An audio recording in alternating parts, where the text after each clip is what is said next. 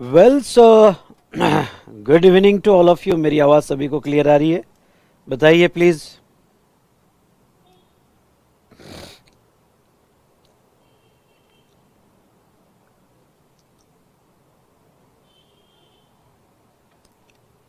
Sorry, good morning, good morning, good morning.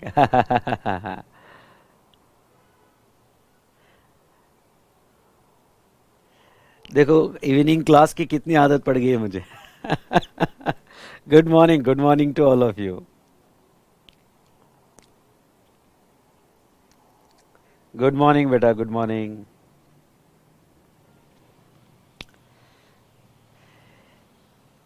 Classes इतनी continuous चालू है तो good morning, good afternoon, good evening जो है यहाँ स्टार्ट हो जाता है।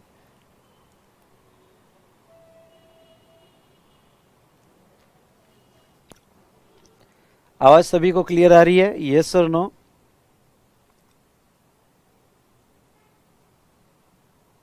जस्ट अ मिनट बेटा।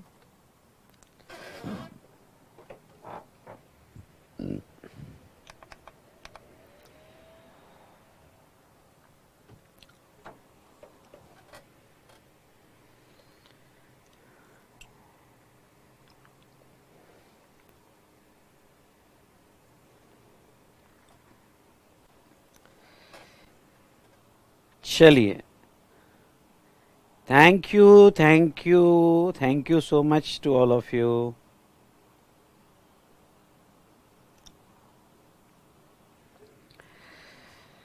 सो स्टार्ट करें। So good morning, good afternoon, good evening to all of you. जो मुझे मॉर्निंग में देख रहे हैं, आफ्टरनून में देख रहे हैं या इवनिंग में देख रहे हैं, मैं आपके साथ हूँ। ऑलवेज एग्जाम तक आपके साथ रहूँगा। चलिए दोस्तों, हम आज का जीएसटी का ये जो सेशन है, ये सेशन हमारा ऑन रजिस्ट्रेशन है। और ये सेशन जो रहेगा हमारा जीएसटी का लास्ट सेशन रहेगा। ठीक है, हमारे रिवीजन का, क्योंकि हमारा एक ही चैप्टर बचा था और वो चैप्टर था रजिस्ट्रेशन। ठीक है, यस और नो?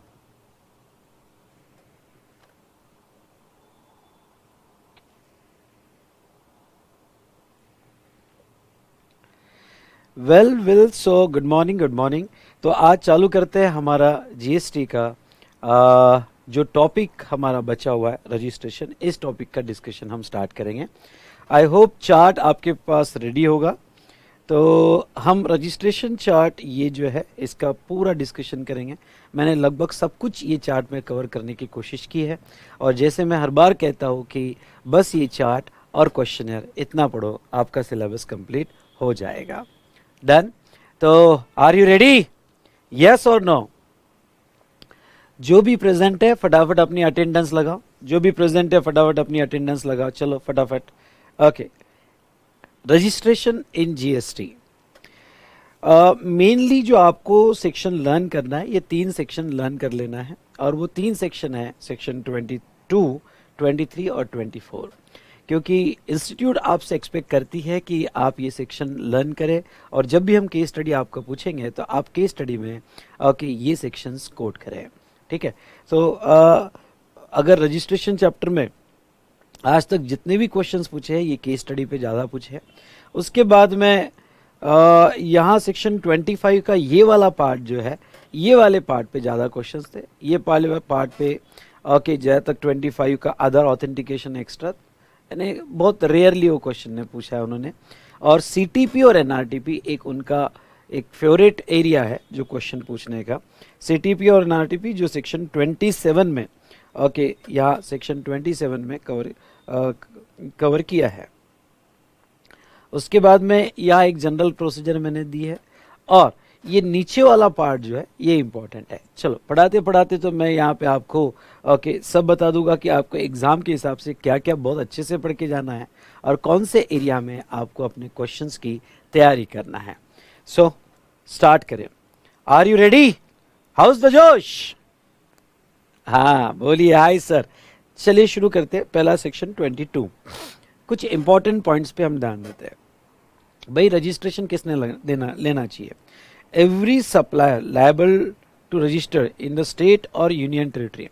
रजिस्ट्रेशन यहाँ पे जहाँ तक लेगा तो हर सप्लायर जो सप्लाई करेगा टैक्स लेगा। और रिवर चार्ज में भी रजिस्ट्रेशन है, लेकिन रिवर चार्ज में रजिस्ट्रेशन सेक्शन 24 में है। ओके, ये कहता है सप्लायर। और रजिस्ट्रेशन स्टेट वाइज होगा, यानी रजिस्ट्रेशन स्टेट में होता है और उसका पूरा मैकेनिज्म स्टेट गवर्नमेंट करती है। तो यहाँ पे रजिस्ट्रेशन इन अ स्टेट, ये तो मैंने ऑलरेडी बता दिया है कि रजिस्ट्रेशन स्टेट वाइज होता है। ओके, जहाँ से वो टैक्सेबल सप्लाई करता है, यानी आपको रजिस्ट्रेशन जस्ट आपका एस्टेब्लिशमेंट है इसलिए वजह से नहीं लेना है। अगर कोई स्टेट में आपके एस्टेब्लिशमेंट है और वो आपका प्लेस ऑफ बिजनेस है जहां से आप टैक्सेबल सप्लाई करते हो, तो वो सिचुएशन में वहां रजिस्ट्रेशन लेना पड़ेगा। आपके लिए एक होमवर्क देता हूं, ये चार्ट के साथ एक स्टिकी नोट्स लगा लेना और वो स्टिकी नोट्स में प्लेस ऑफ बिजनेस की डेफिनेशन लिख लेना, क्योंकि ये चैप्टर में प्लेस ऑफ बिजनेस की डेफिनेशन इंपॉर्टेंट है। तो कुछ स्टिकी नोट्स लगा के प्लेस ऑफ बिजनेस का डेफिनेशन क्या है, या जब कोई भी चैप्टर में अगर आपको ऐसा लगता है कि कुछ डेफिनेशन इंपॉर्टेंट है तो स्टिकी नोट्स लगा के आप यहाँ पे लिख दो। दूसरा, रजिस्ट्रेशन जनरली, ध्यान सुनना, रजिस्ट्रेशन जनरली अगर आपका एग्रीगेट टर्नओवर एक्सीड्स 20 लाख होगा तो करना पड़ेगा। 20 लाख तक आपको रजिस्ट्रेशन कंपलसरी नहीं है, वॉलंटरी आपको लेना है तो ले सकते हो। यानी अगर आपका एग्रीगेट टर्नओवर 5 लाख है, 10 लाख है, तो आप वॉलंटरीली रजिस्ट्रेशन ले सकते हो, लेकिन कंपलसरी रजिस्ट्रेशन नहीं है। इसमें ओके, 2-3 प्रोविज़ो भी दी है। अगर प्रोविज़ो हम एक साथ पढ़े तो वो प्रोविज़ो का कंक्लूजन क्या होता है, एक समरी टेबल में मैंने यहाँ पे फटाफट आपको बना के दे दिया है। Now even though limit 20 lakh रुपए होगी, लेकिन प्रोविज़ो में कुछ एक्सेप्शंस है, और वो क्या कहते हैं, और बहुत अच्छा टेबल मैंने यहाँ बना के दिया आपको। और ये क्या, मणिपुर, मिजोरम, नागालैंड, त्रिपुरा, अगर ये 4 स्टेट हो गए, सुनिए ध्यान से, हाँ, ये टेबल लर्न करके जाना, ये टेबल ओके वेरी इंपॉर्टेंट भाई, लर्न करके जाने का है, कुछ भी कर लो। ओके, मणिपुर, मिजोरम, नागालैंड, त्रिपुरा होगा, और वो सप्लाई ऑफ गुड्स में एंगेज हो या सप्लाई ऑफ सर्विस में एंगेज हो या बोथ हो, दोनों के लिमिट 10 लाख ही है, यानी 10 लाख तक ही थ्रेशोल्ड लिमिट मिलेगी विदाउट रजिस्ट्रेशन। उसके बाद में आपको रजिस्ट्रेशन करवाना पड़ेगा। अब ये 4 स्टेट का नाम कैसे याद रखना, ओके भाई, त्रिमनी वाला नाग दिखा मुझे, यानी या फिर आप ऐसा भी कर सकते हो, मुझे त्रिमनी वाला नाग दिखा, मुझे मतलब मिजोरम, त्रि मतलब त्रिपुरा, नाग मतलब नागालैंड, ओके नागपुर मत कर देना, नागालैंड, और मणि मतलब मणिपुर। ओके, तो त्रिमनी वाला जो नाग है, ओके यहाँ इसको हमने 10 रुपये मंदिर में चढ़ाए। ओके, तो यहाँ पे वो गुड्स हो या सर्विस हो, ओके आपने 10 रुपये का दूध चढ़ाया, ओके 10 रुपये का दूध चढ़ाया, गुड्स चढ़ाओ, या सर्विस हो, आपने अपनी सर्विस दी, 10 लाख की लिमिट मिलेगी। उसके बाद में other special category of state, ये जो बाकी स्पेशल कैटेगरी ऑफ स्टेट है, पौंडीचेरी, हाँ 2 स्टेट ऐसे, पौंडीचेरी और तेलंगाना, ये नॉर्मल स्टेट है, पौंडीचेरी और तेलंगाना ये नॉर्मल स्टेट है, और उत्तराखंड, मेघालय, अरुणाचल प्रदेश, सिक्किम, इसका अगर कोई मेमोरी टेक्निक बना सकते हो तो बना लेना। ओके, तो यहाँ पे इनको अगर सप्लाई ऑफ गुड्स होगा तो भी 20 लाख और सप्लाई ऑफ सर्विसेज होगा तो भी 20 लाख, 20 लाख के ऊपर लिमिट नहीं है ये स्टेट में। और बाकी सारे state inclusive of 3 special category of state, Assam, Jammu and Kashmir और हिमाचल प्रदेश। ओके, जैसे आपको ये बताया कंपोजिशन लेवी में भी 3 स्टेट वही है, आसाम, जम्मू एंड कश्मीर, हिमाचल प्रदेश। ओके, तो ये जो है जहां तक देखा जाए तो यहाँ पे आपको ध्यान रखने की बात यह है कि यहाँ पे एक्सक्लूसिवली गुड्स में होगे, सुनिएगा एक्सक्लूसिवली गुड्स में है तो 40 लाख का लिमिट है, 40 लाख का थ्रेशोल्ड है, और अगर वो सर्विस में होगा या गुड्स प्लस सर्विस में होगा तो 20 लाख। क्योंकि आपको याद होगा तो 40 लाख का थ्रेशोल्ड कब मिलता है, अगर वो एक्सक्लूसिवली सप्लाई ऑफ गुड्स में होगा तो 40 लाख का थ्रेशोल्ड मिलता है। नो डाउट 40 लाख की थ्रेशोल्ड की कुछ कंडीशंस है और वो कंडीशंस हम नीचे देखेंगे, मैंने एरो करके बताया है। लेकिन यहाँ पे तो 4 स्टेट 10 ही है, ये स्टेट कुछ भी होने दो 20 ही है, लेकिन बाकी सारे स्टेट ख्याल रखना, पुडुचेरी और तेलंगाना 20 ही है, और उत्तराखंड, मेघालय, अरुणाचल प्रदेश, सिक्किम 20 ही है। और ये बाकी सारे स्टेट की अगर हम बात करें तो बाकी सारे स्टेट में including 3 okay special category of state, Assam, Jammu and Kashmir, Himachal Pradesh, threshold अगर एक्सक्लूसिवली सप्लाई ऑफ गुड्स होगा तो 40, अगर ओके यहाँ पे सर्विस होगी तो 20, और गुड्स प्लस सर्विस होगी तो भी 20। ओके, उससे ज्यादा नहीं मिलेगा। समझा होगा तो जोर से बोलिए yes sir.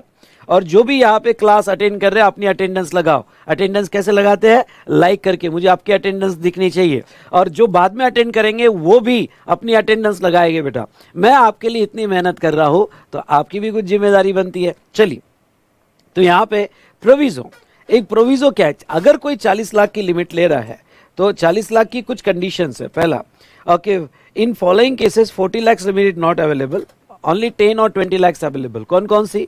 Okay, compulsory, required to take a compulsory registration. ठीक है, अगर आप कंपल्सरी रजिस्ट्रेशन में हो तो फिर तो आपको 10-20 का भी नहीं मिलता है। ओके, ये केस में वो ठीक है, मैंने अलग करना चाहिए था, पर कंपल्सरी रजिस्ट्रेशन में तो फिर 10-20 भी नहीं मिलता है, वो तो आपको रजिस्ट्रेशन कंपल्सरी करना ही पड़ता है। दूसरा, person who have taken a voluntary registration. Okay, जिसने वॉलंटरी रजिस्ट्रेशन लिया फिर वो 40 लाख का तो सवाल ही नहीं आता है। हाँ, यहाँ पे एक काम करो, थोड़ा करेक्शन अगर ऐसा कर दिया तो supply ice cream, paan masala, all tobacco, tobacco product, fly ash, bricks वगैरह, ये जो है आपने कंपोजिशन स्कीम में है तो यहाँ लिखो आप ओनली 20 और 10 लाख लिमिट अवेलेबल, जो भी आपके स्टेट को लिमिट होगी। ओके, यानी ये जो गुड्स है, आइसक्रीम है, पान मसाला है, टोबैको प्रोडक्ट्स है, फ्लाई ऐश ब्रिक्स और ब्रिक्स फॉसिल वगैरह, जो हमने कंपोजिशन स्कीम में भी देखा था, तो इनको सिर्फ 10 लाख या 20 लाख की लिमिट अवेलेबल है। ओके, पहले दो सिचुएशन में जहां तक बात करें तो कंपल्सरी रजिस्ट्रेशन तो फिर तो यार वहां करना ही पड़ता है, 10-20 की भी नहीं लगती है, और वॉलंटरी रजिस्ट्रेशन तो आपने खुद ने करवा लिया। ओके, और बाकी ये जो गुड्स है, ये गुड्स को 40 लाख, इवन दो ये एक्सक्लूसिवली गुड्स है, पान मसाला एक्सक्लूसिवली गुड्स है, लेकिन यहाँ 40 लाख की लिमिट नहीं मिलेगी, यहाँ 10 या 20 लाख की लिमिट मिलेगी। उसके बाद में एक बहुत इंपॉर्टेंट पॉइंट, ये एमसीक्यू क्वेश्चन में आ सकता है, और वो कौन सा? Person deem exclusive supply of goods even if he has received interest और डिस्काउंट ऑन लोन एडवांसेस और डिपॉजिट। अगर आपको याद होगा तो लोन एडवांसेस और डिपॉजिट का इंटरेस्ट मिल रहा है, तो इंटरेस्ट कंपोजिशन लेवी में मैंने आपको ये पढ़ाया था, कंपोजिशन लेवी में इंटरेस्ट एक्सक्लूड होता है। ओके, पर यहां प्रोविजो क्या कहती है? ओके, ध्यान से सुनना मेरी बात, for calculation of threshold, okay, for calculation of threshold interest को ऐड करना पड़ेगा। आपको लिखना है तो साइड में लिख देना, for calculation of threshold interest को ऐड करना पड़ेगा। लेकिन अगर आप एक्सक्लूसिवली सप्लाई ऑफ गुड्स हो और सिर्फ आपको इंटरेस्ट मिल रहा है, इंटरेस्ट है सर्विस है, थोड़ा कॉन्सेप्ट को समझ लो, आप एक्सक्लूसिवली सप्लाई ऑफ गुड्स हो और आपको इंटरेस्ट मिल रहा है, और इंटरेस्ट है सर्विस है। कॉन्सेप्ट क्या है कि अगर आपके गुड्स के साथ छोटी सी भी सर्विस हो तो आपको फिर 40 लाख का लिमिट नहीं मिलता है।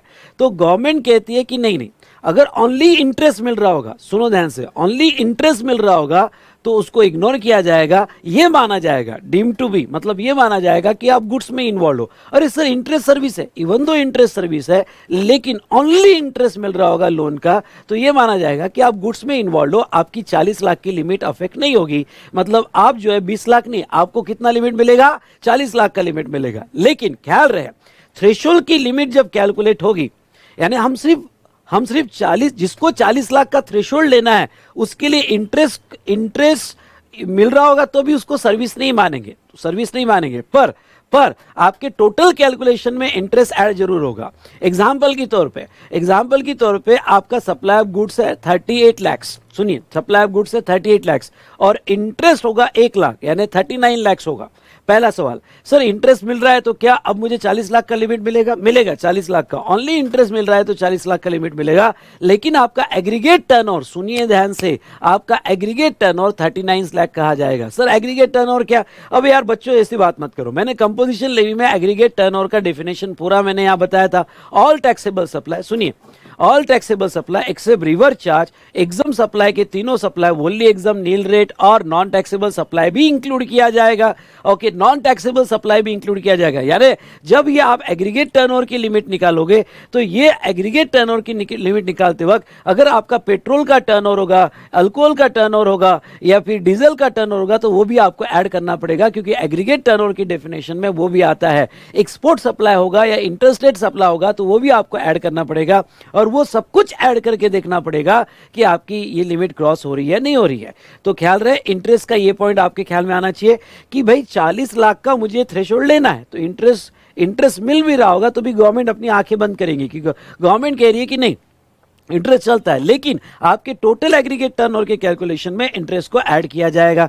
ओके, समझा होगा तो बोलिए यस सर, समझ में आ गया, मजा आ गया। एमजेड एनजेड टाइप कीजिए, मतलब मजा आ गया। ओके, और अपनी फटाफट अटेंडेंस लगाइए, और जो बाद में मुझे देख रहे हैं अपनी अटेंडेंस जरूर लगाना, अटेंडेंस लगाना मत भूलना।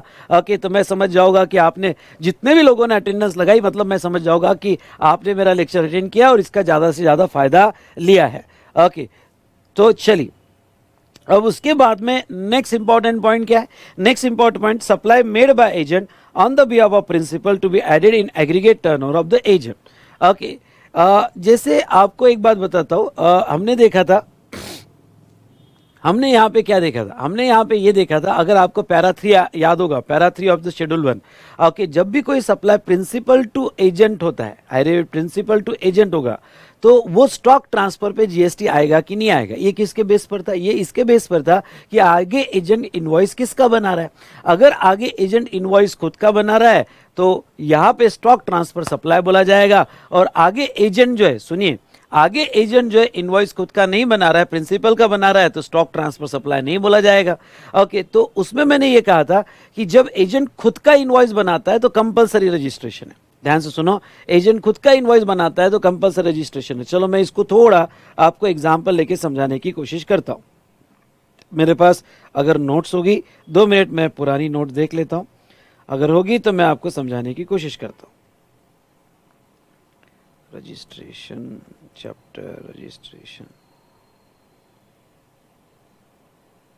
चलो मिल गई, कोई प्रॉब्लम नहीं, आपका लग समझो, मिल गई हमें। क्वेश्चन नहीं पूछा जाएगा पर समझ लो वो पॉइंट का क्या कहना है। अगर एजेंट इशूइंग ओन इनवॉइस तो फिर उसको कंपलसरी रजिस्ट्रेशन है सेक्शन 24 में, उसको अपना रजिस्ट्रेशन करवाना ही पड़ता है।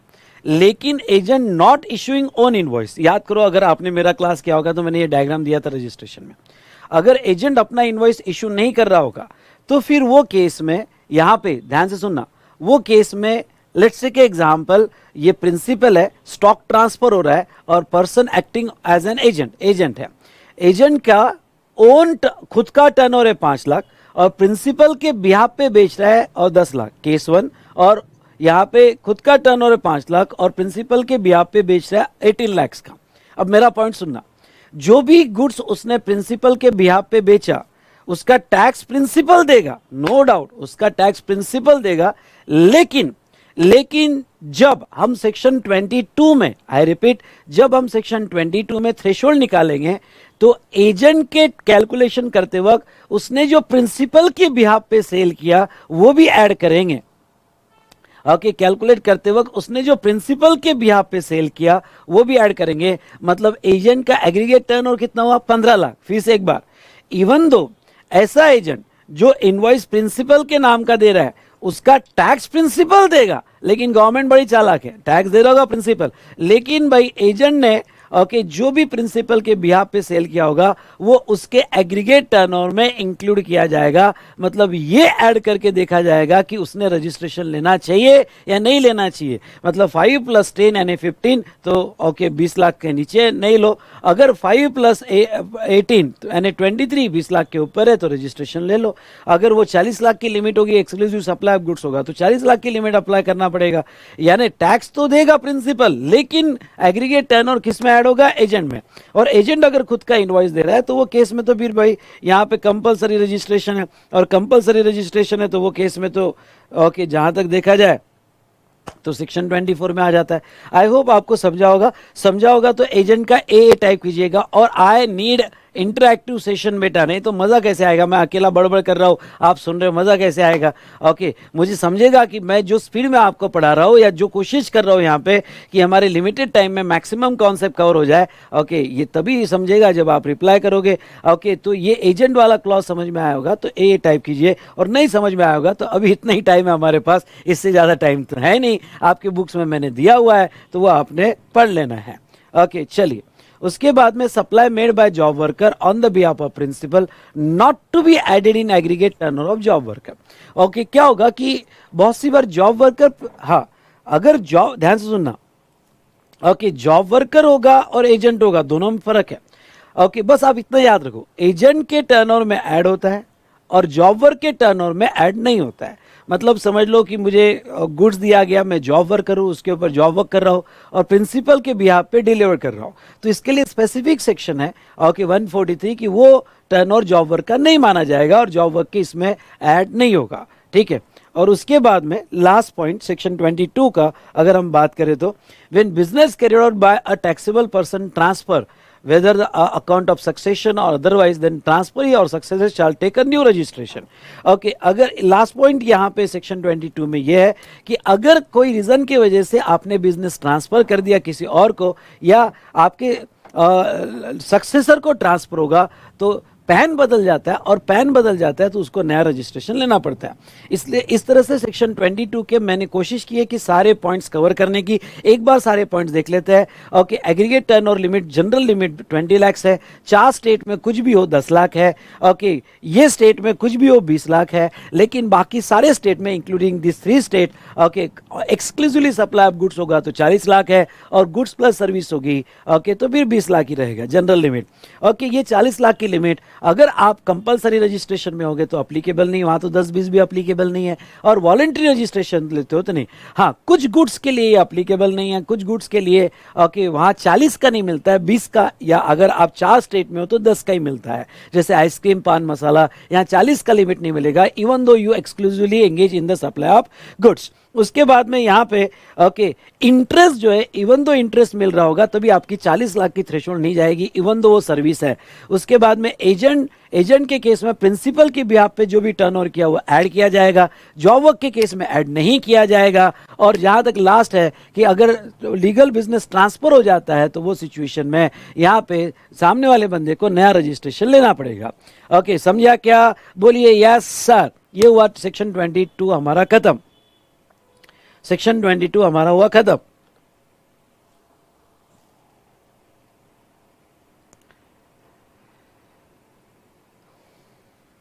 अब आइए सेक्शन 23 में, person not liable for registration. Very very very very very very important भाई। ओके, ये तो आप रेगुलर बुक से भी पढ़ के जाना, इसके ऊपर इंस्टीट्यूट का फेवरेट एरिया है, इसके ऊपर क्वेश्चन पूछते हैं। और मैं आपको कह दूं, रिटर्न हुआ, रजिस्ट्रेशन हुआ, मैं इतने अच्छे से रिविजन ले रहा हूं तो मार्क्स नहीं छोड़ने का बॉस। ओके, मार्क्स तो लेके रहने का।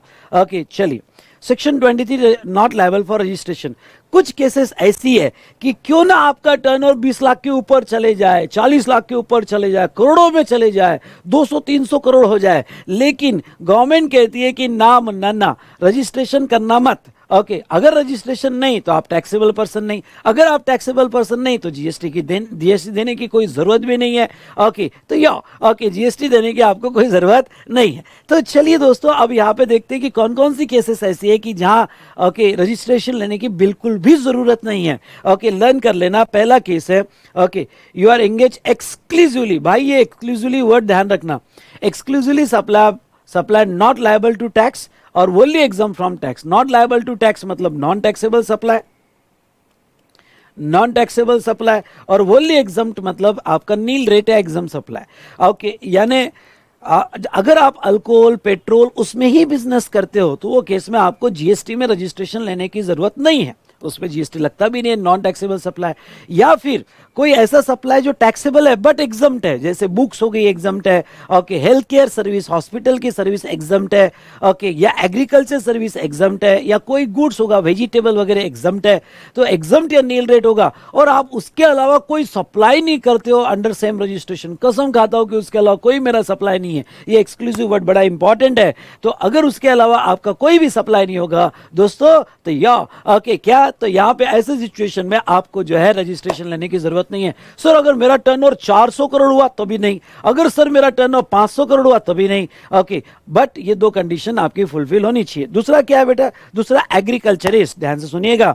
अगर आप इंडिया के एग्रीकल्चरिस्ट हो तो आपको ओके कितना भी टर्नओवर हो, गवर्नमेंट कहती है कि इंडिया का जो एग्रीकल्चरिस्ट है वो यहाँ पे to the extent of supply of produce out of cultivation of land. Okay, ख्याल रहे वो एग्रीकल्चरिस्ट और उसका खुद का प्रोड्यूस होना चाहिए, खरीदे हुआ नहीं। खरीदे नहीं, उसका खुद का प्रोड्यूस हुआ होगा फ्रॉम कल्टीवेशन ऑफ लैंड, तो वो केस में उसका वो कितना भी बिजनेस करेगा तो वो आपके एग्रीगेट टर्नओवर में नहीं लिया जाएगा, एग्रीगेट टर्नओवर में नहीं लिया जाएगा। एग्रीकल्चर की डेफिनेशन नीचे मैंने दी है, लर्न करने की जरूरत नहीं है, आपको ऊपर की सिचुएशन लर्न करनी पड़ेगी, पर ये लर्न करने की कोई जरूरत नहीं है। बट एग्रीकल्चर मतलब इंडिविजुअल या एचयूएफ आएगा जो खुद या फैमिली या फिर अपने लेबर को वेजेस पे अपॉइंट करके कल्टीवेशन कर रहा है, कल्टीवेशन कर रहा है, उससे प्रोड्यूस निकाल रहा है और प्रोड्यूस निकाल के मार्केट में बेच रहा है, उसे एग्रीकल्चरिस्ट माना जाएगा। जो एग्रीकल्चरिस्ट उसको नहीं माना जाएगा कि जो एग्रीकल्चर प्रोडक्ट लेके बेच रहा है, नहीं, आप खुद प्रोड्यूस करके कल्टीवेट करके बेच रहा है उसको एग्रीकल्चरिस्ट माना जाएगा। लेकिन अगर आप मटेरियल पढ़ोगे और मेरा भी मटेरियल पढ़ोगे तो इंस्टीट्यूट का यहाँ पे एक क्लैरिफिकेशन है। सर क्या क्लैरिफिकेशन इंस्टीट्यूट का एक क्लैरिफिकेशन यहाँ पे ये है कि ओनली आपका इनकम एग्रीकल्चर प्रोड्यूस से होना चाहिए। सर अगर मेरा टर्न और एग्रीकल्चर प्रोड्यूस से नहीं, जैसा मैं भी एग्रीकल्चरिस्ट हूं भाई, मेरे नाम पे लैंड है, मैं भी एग्रीकल्चरिस्ट हूं, मेरे नाम पे लैंड है, ओके, तो क्या अब लेट्स टेक एग्जांपल, मेरा कोचिंग से बिजनेस है, ओके, 18 लाख, कोचिंग से 18 लाख और एग्रीकल्चर प्रोड्यूस से है, ओके, 4 लाख, तो ऐसे केस में क्या होगा, ऐसे केस में फिर वो ऐड हो जाएगा क्योंकि वो एग्रीकल्चर प्रोड्यूस वाला एग्जाम सप्लाई एग्रीगेट टर्नओवर में ऐड हो जाएगा। सुनो बहुत इंपॉर्टेंट बात बोल रहा हूं मैं, ओके, अगर आपका एक्सक्लूसिवली एग्रीकल्चरिस्ट होगा तो आपको रजिस्ट्रेशन लेने की जरूरत नहीं है, लेकिन आपका एग्रीकल्चरिस्ट के साथ कुछ और टैक्सेबल इनकम होगी तो फिर आपका एग्रीगेट टर्नओवर में टोटल हो जाएगी और टोटल हो जाएगी और सेक्शन 22 पिक्चर में आ जाएगा। ओके, सेक्शन 23 आपको तभी बचाता है जब एक्सक्लूसिव और कुछ नहीं होना चाहिए, बस उतना ही होना चाहिए, उसके अलावा आपका दूसरा कोई टर्नओवर नहीं होना चाहिए, तो वो सिचुएशन में आपको जीएसटी में रजिस्ट्रेशन करने की कोई भी जरूरत नहीं है। ओके, तो चलिए ये हुआ सेकंड। अब बात करते हैं थर्ड की। Third, person who are only engage in the making supply on which a tax liable to be paid under reverse charge, मतलब ऐसा पर्सन कि जो सप्लाई कर रहा है जिसका टैक्स रिवर्स चार्ज में है। फॉर एग्जांपल कौन कौन से ऐसे पर्सन है जो सप्लाई कर रहे हैं पर उसका टैक्स रिवर्स चार्ज में है? याद करो भाई, याद करो। ओके, हमने अगर आपको याद होगा तो जीटीए देखा था।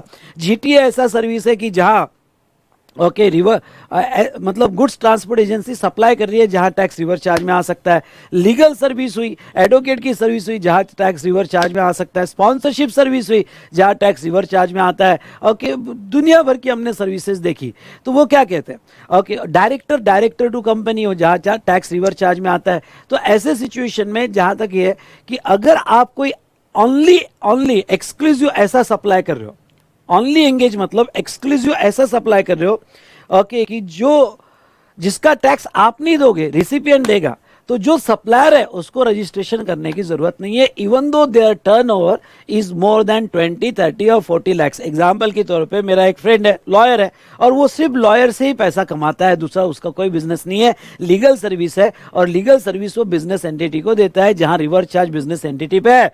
तो ऐसे केस में उसका अरे बहुत कमाता है यार, ओके, 2 करोड़ का बिजनेस है, 3 करोड़ का बिजनेस है, 20 लाख तो छोड़ दो, ओके, 4 करोड़ का बिजनेस है उसका। तो अब अगर वो 4 करोड़ का भी बिजनेस कर रहा होगा लेकिन एक्सक्लूसिवली लीगल सर्विस से कर रहा होगा जिसका टैक्स रिसिपिएंट देता है, body corporate sorry business entity देता है, तो ये सिचुएशन में इसको रजिस्ट्रेशन करने की जरूरत नहीं है। लेकिन सेक्शन 23 पिक्चर से तब हट जाता है जब कॉम्बिनेशन आ जाता है। कॉम्बिनेशन आ जाता है मतलब क्या, तुम्हारे नॉन टैक्सेबल के साथ कॉम्बिनेशन आया, फिर 23 कहता है सॉरी फिर मैं नहीं आऊंगा, फिर 22 की लिमिट लग जाएगी। अगर एग्जाम के साथ आपका कॉम्बिनेशन आ गया टैक्सेबल का, फिर सॉरी ओके मैं नहीं आऊंगा, 22 लग जाएगा। ओके, 23 तभी लगता है जब तुम्हारा कोई कॉम्बिनेशन नहीं है, समझ लो।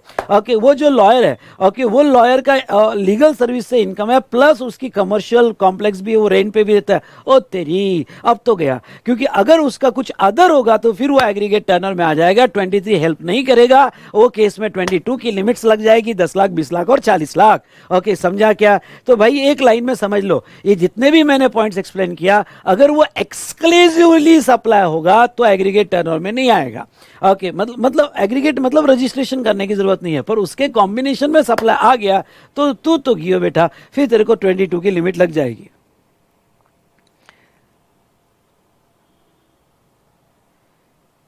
चलिए, ये क्लियर हुआ आपको? यस और नो? पहले ये बताओ कि ये क्लियर हुआ कि नहीं हुआ? यस और नो? 23 क्लियर हो गया? Yes sir. चलो आगे बढ़ते हैं।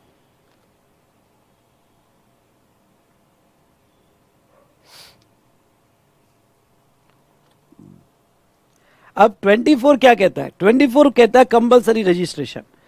कुछ केसेस में आपको रजिस्ट्रेशन कंपलसरी लेना है, कुछ केसेस में रजिस्ट्रेशन कंपलसरी आपको लेना है। देन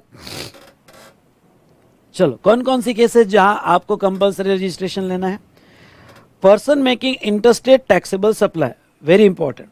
अगर इंडिया का कोई भी पर्सन, देखो भाई गवर्नमेंट क्लियर कहती है, इंडिया का कोई भी पर्सन इंटरस्टेट आईजीएसटी वाला सप्लाई कर रहा है, इंटरस्टेट कर रहा है, तो फिर हम 10 लाख 20 लाख या 40 लाख नहीं सोचेंगे। 1 रुपए का भी इंटरस्टेट सप्लाई होता है, ओके, 1 रुपए का भी इंटरस्टेट सप्लाई होता है तो उसे कंपलसरी रजिस्ट्रेशन लेना पड़ेगा, ओके।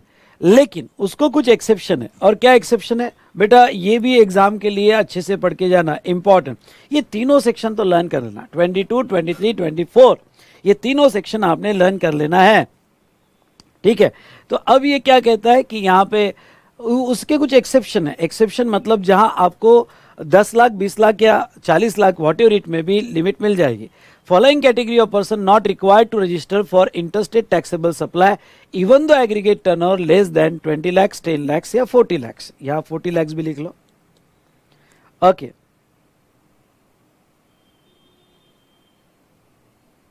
ओके, तो अभी ये लाइन को समझ लो, ये लाइन को, ओके, ये लाइन को आप समझ लो कि आप अगर इंटरस्टेट सप्लाई करते हो तो आपका टर्नओवर 1 रुपया भी होगा तो भी रजिस्ट्रेशन करना पड़ेगा। पर इसके 3 एक्सेप्शंस है, ये याद रख के जाना, 3 एक्सेप्शंस है। मतलब क्या? मतलब ये है कि ये 3 के केस में आपको थ्रेशोल्ड मिलेगा। ये 3 के केस में थ्रेशोल्ड अवेलेबल, लिखना हो तो लिख दो कि ये 3, that is threshold available, that is threshold available, threshold available in following 3 cases. पहला क्या? Person making interstate supplies of taxable service, very good, very important.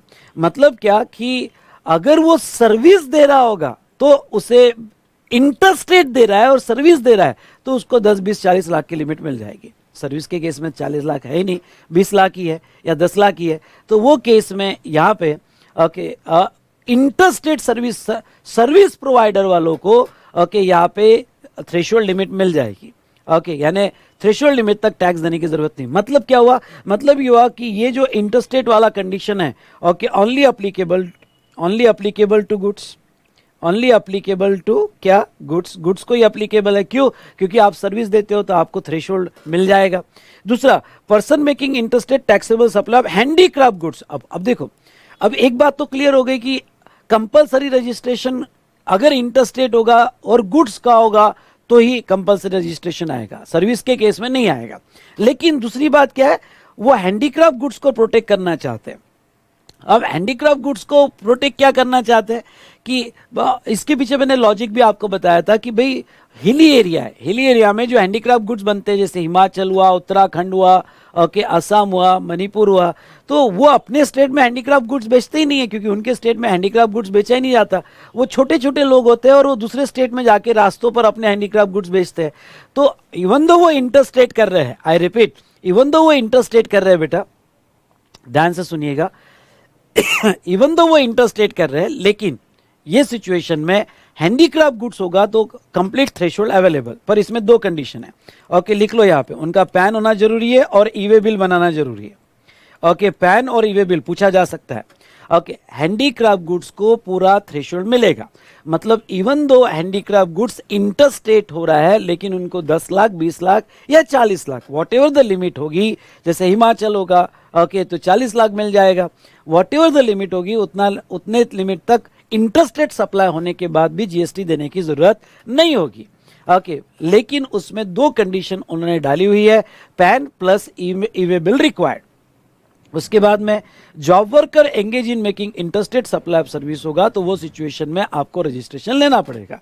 चलिए ओके, यहाँ पे हमने देखा कि पहला इंटरस्टेट सप्लाई होगा तो कंपल्सरी रजिस्ट्रेशन है, जिसके 3 एक्सेप्शन है। 3 एक्सेप्शन मतलब ये 3 केसेस में आपको थ्रेशोल्ड तक, कंप्लीट एग्जम्पशन नहीं है, थ्रेशोल्ड तक जीएसटी देने की जरूरत नहीं है। समझाओ तो यस बोलिए बेटा, यस बोलते जाइए, जितने भी स्टूडेंट कनेक्टेड है नालायकी मत करो, यस बोलते जाइए।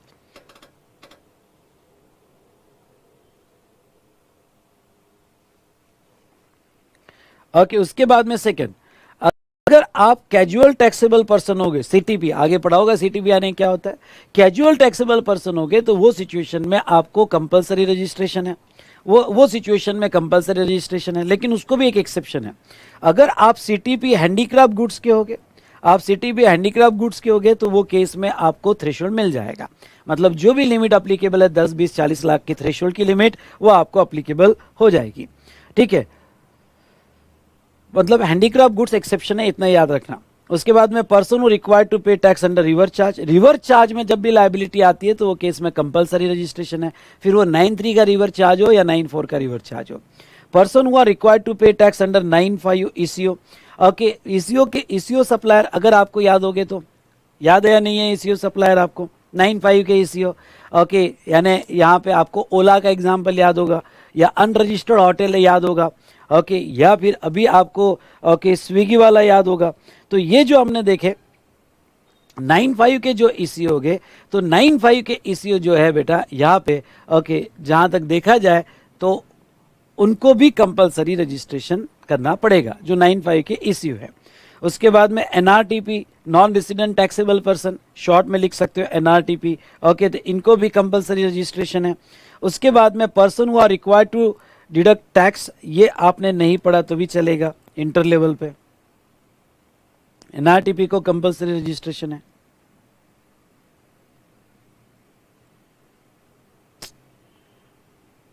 हाँ, और ये वाला पर्सन, सॉरी 2 मिनट रुक जाना,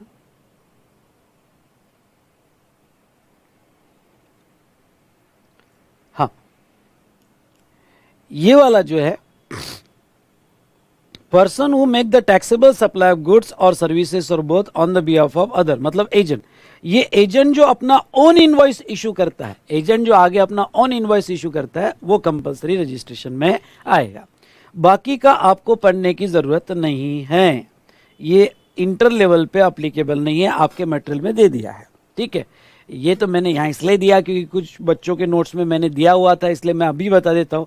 बाकी कंपलसरी रजिस्ट्रेशन आपको पढ़ने की ज़रूरत नहीं है, बस आपको मेनली यहाँ पे 6 आइटम्स पढ़ने की ज़रूरत है। पहला interstate supply, CTP, NRTP, reverse charge, ECO, और नेक्स्ट एजेंट जो अपना इनवॉइस इशू कर रहा है उसको यहाँ पे कंपलसरी रजिस्ट्रेशन देना पड़ेगा। ठीक है, चलिए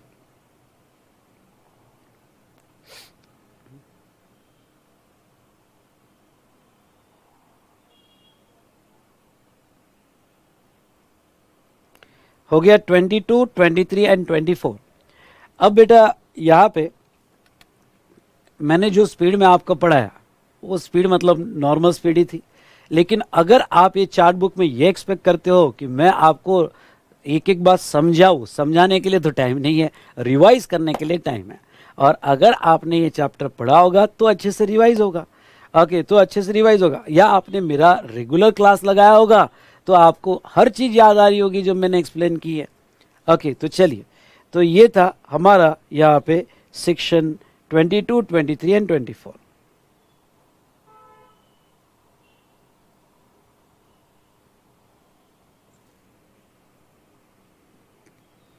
अब आ जाओ आप सेक्शन 25 पे, सेक्शन 25 पे आ जाओ। पहले प्रोसीजर देख लेते, चलो ये इंपॉर्टेंट पार्ट है, ये अच्छे से पढ़ के जाना। Timeline for application of registration, a person who is liable to registered, सुनिए, person who is liable to register under section 22 और 24, मतलब 22 क्या था भाई, थ्रेशोल्ड पे रजिस्ट्रेशन, 24 क्या था, थ्रेशोल्ड वेशोल्ड छोड़ो, 1 रुपए का भी टर्न और किया आपने, इंटरस्टेट, सीटीपी, एनआरटीवी वगैरह या रिवर चार्ज, कंपलसरी रजिस्ट्रेशन तब के तब अप्लाई करना पड़ेगा। तो अगर आप 22 और 24 में रजिस्ट्रेशन करते हो तो आपको रजिस्ट्रेशन स्टेट में करना पड़ेगा, और रजिस्ट्रेशन आपको within 30 days from the date on which become liable for registration, यानी जिस दिन आप लायबल हुए, लायबल कब हुए, जब आपने 20 लाख, 10 लाख या 40 लाख क्रॉस कर दिया, या फिर आप कंपलसरी रजिस्ट्रेशन में आ गए, तो जिस दिन भी आपने लायबल हुए वहां से 30 दिन के अंदर अंदर आपको, यहाँ पे सुनो, वहां से 30 दिन के अंदर आपको रजिस्ट्रेशन करना पड़ेगा। यूनिट इन एसईजेड और एसईजेड डेवलपर। एसईजेड मतलब स्पेशल इकोनॉमिक जोन, ये एक्सपोर्ट जोन होते हैं। ओके, यानी स्पेशल जोन बनाए जाते हैं जहां यूनिट्स होते हैं आपकी फैक्ट्रीज होती है, आपकी ट्रेडिंग कंसर्न होते हैं और वो एक्सपोर्ट में इन्वॉल्व होते हैं। तो आपके एक्सपोर्ट यूनिट्स हो गए तो वो भी okay shall apply for separate registration for unit in SEZ और outside SEZ in a same state, और वो भी 30 डेज में। अब ये पॉइंट को समझ लो, ये मुंबई में एसईजेड है, स्पेशल इकोनॉमिक जोन है। अब मेरी एक फैक्ट्री पुणे में है, सुनिए, मेरी एक फैक्ट्री पुणे में है और एक फैक्ट्री एसईजेड में है। ओके, जो स्पेशल जोन है एसईजेड में है। तो लॉ ये कहता है कि इवन दो दोनों सेम स्टेट में है, एक मुंबई एसईजेड में और एक जो है पुणे में, इवन दो सेम स्टेट में है, लेकिन आपको एसईजेड यूनिट का सेपरेट रजिस्ट्रेशन लेना पड़ेगा। अरे सर सिंगल रजिस्ट्रेशन नहीं, यहां नहीं चलेगा। अगर कोई भी यूनिट आपका एसईजेड में है तो उसका आपको सेपरेट रजिस्ट्रेशन लेना ही पड़ेगा। उसके बाद में person making taxable supply in territorial water, ये आपके लिए इतना इंपॉर्टेंट नहीं है। ओके, टेरिटोरियल वाटर में कोई सप्लाई हो रहा है तो उसके नियरेस्ट जो आपका कोस्टल पोर्ट होगा, जैसे ओके टेरिटोरियल वाटर में कोई सप्लाई हो रहा है तो नियरेस्ट गोवा होगा, नियरेस्ट महाराष्ट्र होगा, नियरेस्ट गुजरात होगा, जो भी नियरेस्ट होगा ओके वहां उसको रजिस्ट्रेशन लेना पड़ेगा। और सीटीपी और एनआरटीपी इसको हम आगे डिस्कस करेंगे। सुनिए, सीटीपी और एनआरटीपी इसको हम आगे डिस्कस करेंगे। ओके, ये भी स्टेट वाइज लेते हैं। और वेरी वेरी इंपॉर्टेंट, ध्यान सुनना, अगर आप कैजुअल टैक्सेबल पर्सन हो या फिर आप एनआरटीपी हो तो आपको 30 दिन नहीं, आपको 5 days prior to commencement of business, सुनिएगा, 5 days prior to commencement of business आपको रजिस्ट्रेशन लेना पड़ेगा। ओके, आई रिपीट, अगर आप सुनो, आई रिपीट, अगर आप सीटीपी और एनआरटीपी हो, नॉर्मली क्या होता है, जिस दिन आप लायबल हुए वहां से 30 दिन में रजिस्ट्रेशन है, लेकिन सीटीपी एनआरटीपी होगा तो 5 डेज बिफोर रजिस्ट्रेशन लेना पड़ेगा। नाउ चलो आगे आते हैं, पैन। ओके, क्या सर जीएसटी रजिस्ट्रेशन के लिए पैन होना जरूरी है? बिल्कुल, विदाउट पैन आप रजिस्ट्रेशन नहीं ले सकते, लेकिन 2 उसके एक्सेप्शंस है। एक्सेप्शंस बेटा अच्छे से पढ़ के जाना, क्योंकि इंस्टीट्यूट का ध्यान एक्सेप्शन पे ज्यादा होता है। 2 उसके एक्सेप्शन है। एक, ओके, अगर आप टीडीएस की प्रोविजन में आते हो, वो इंटर लेवल पे एप्लीकेबल नहीं है, फाइनल लेवल पे एप्लीकेबल है।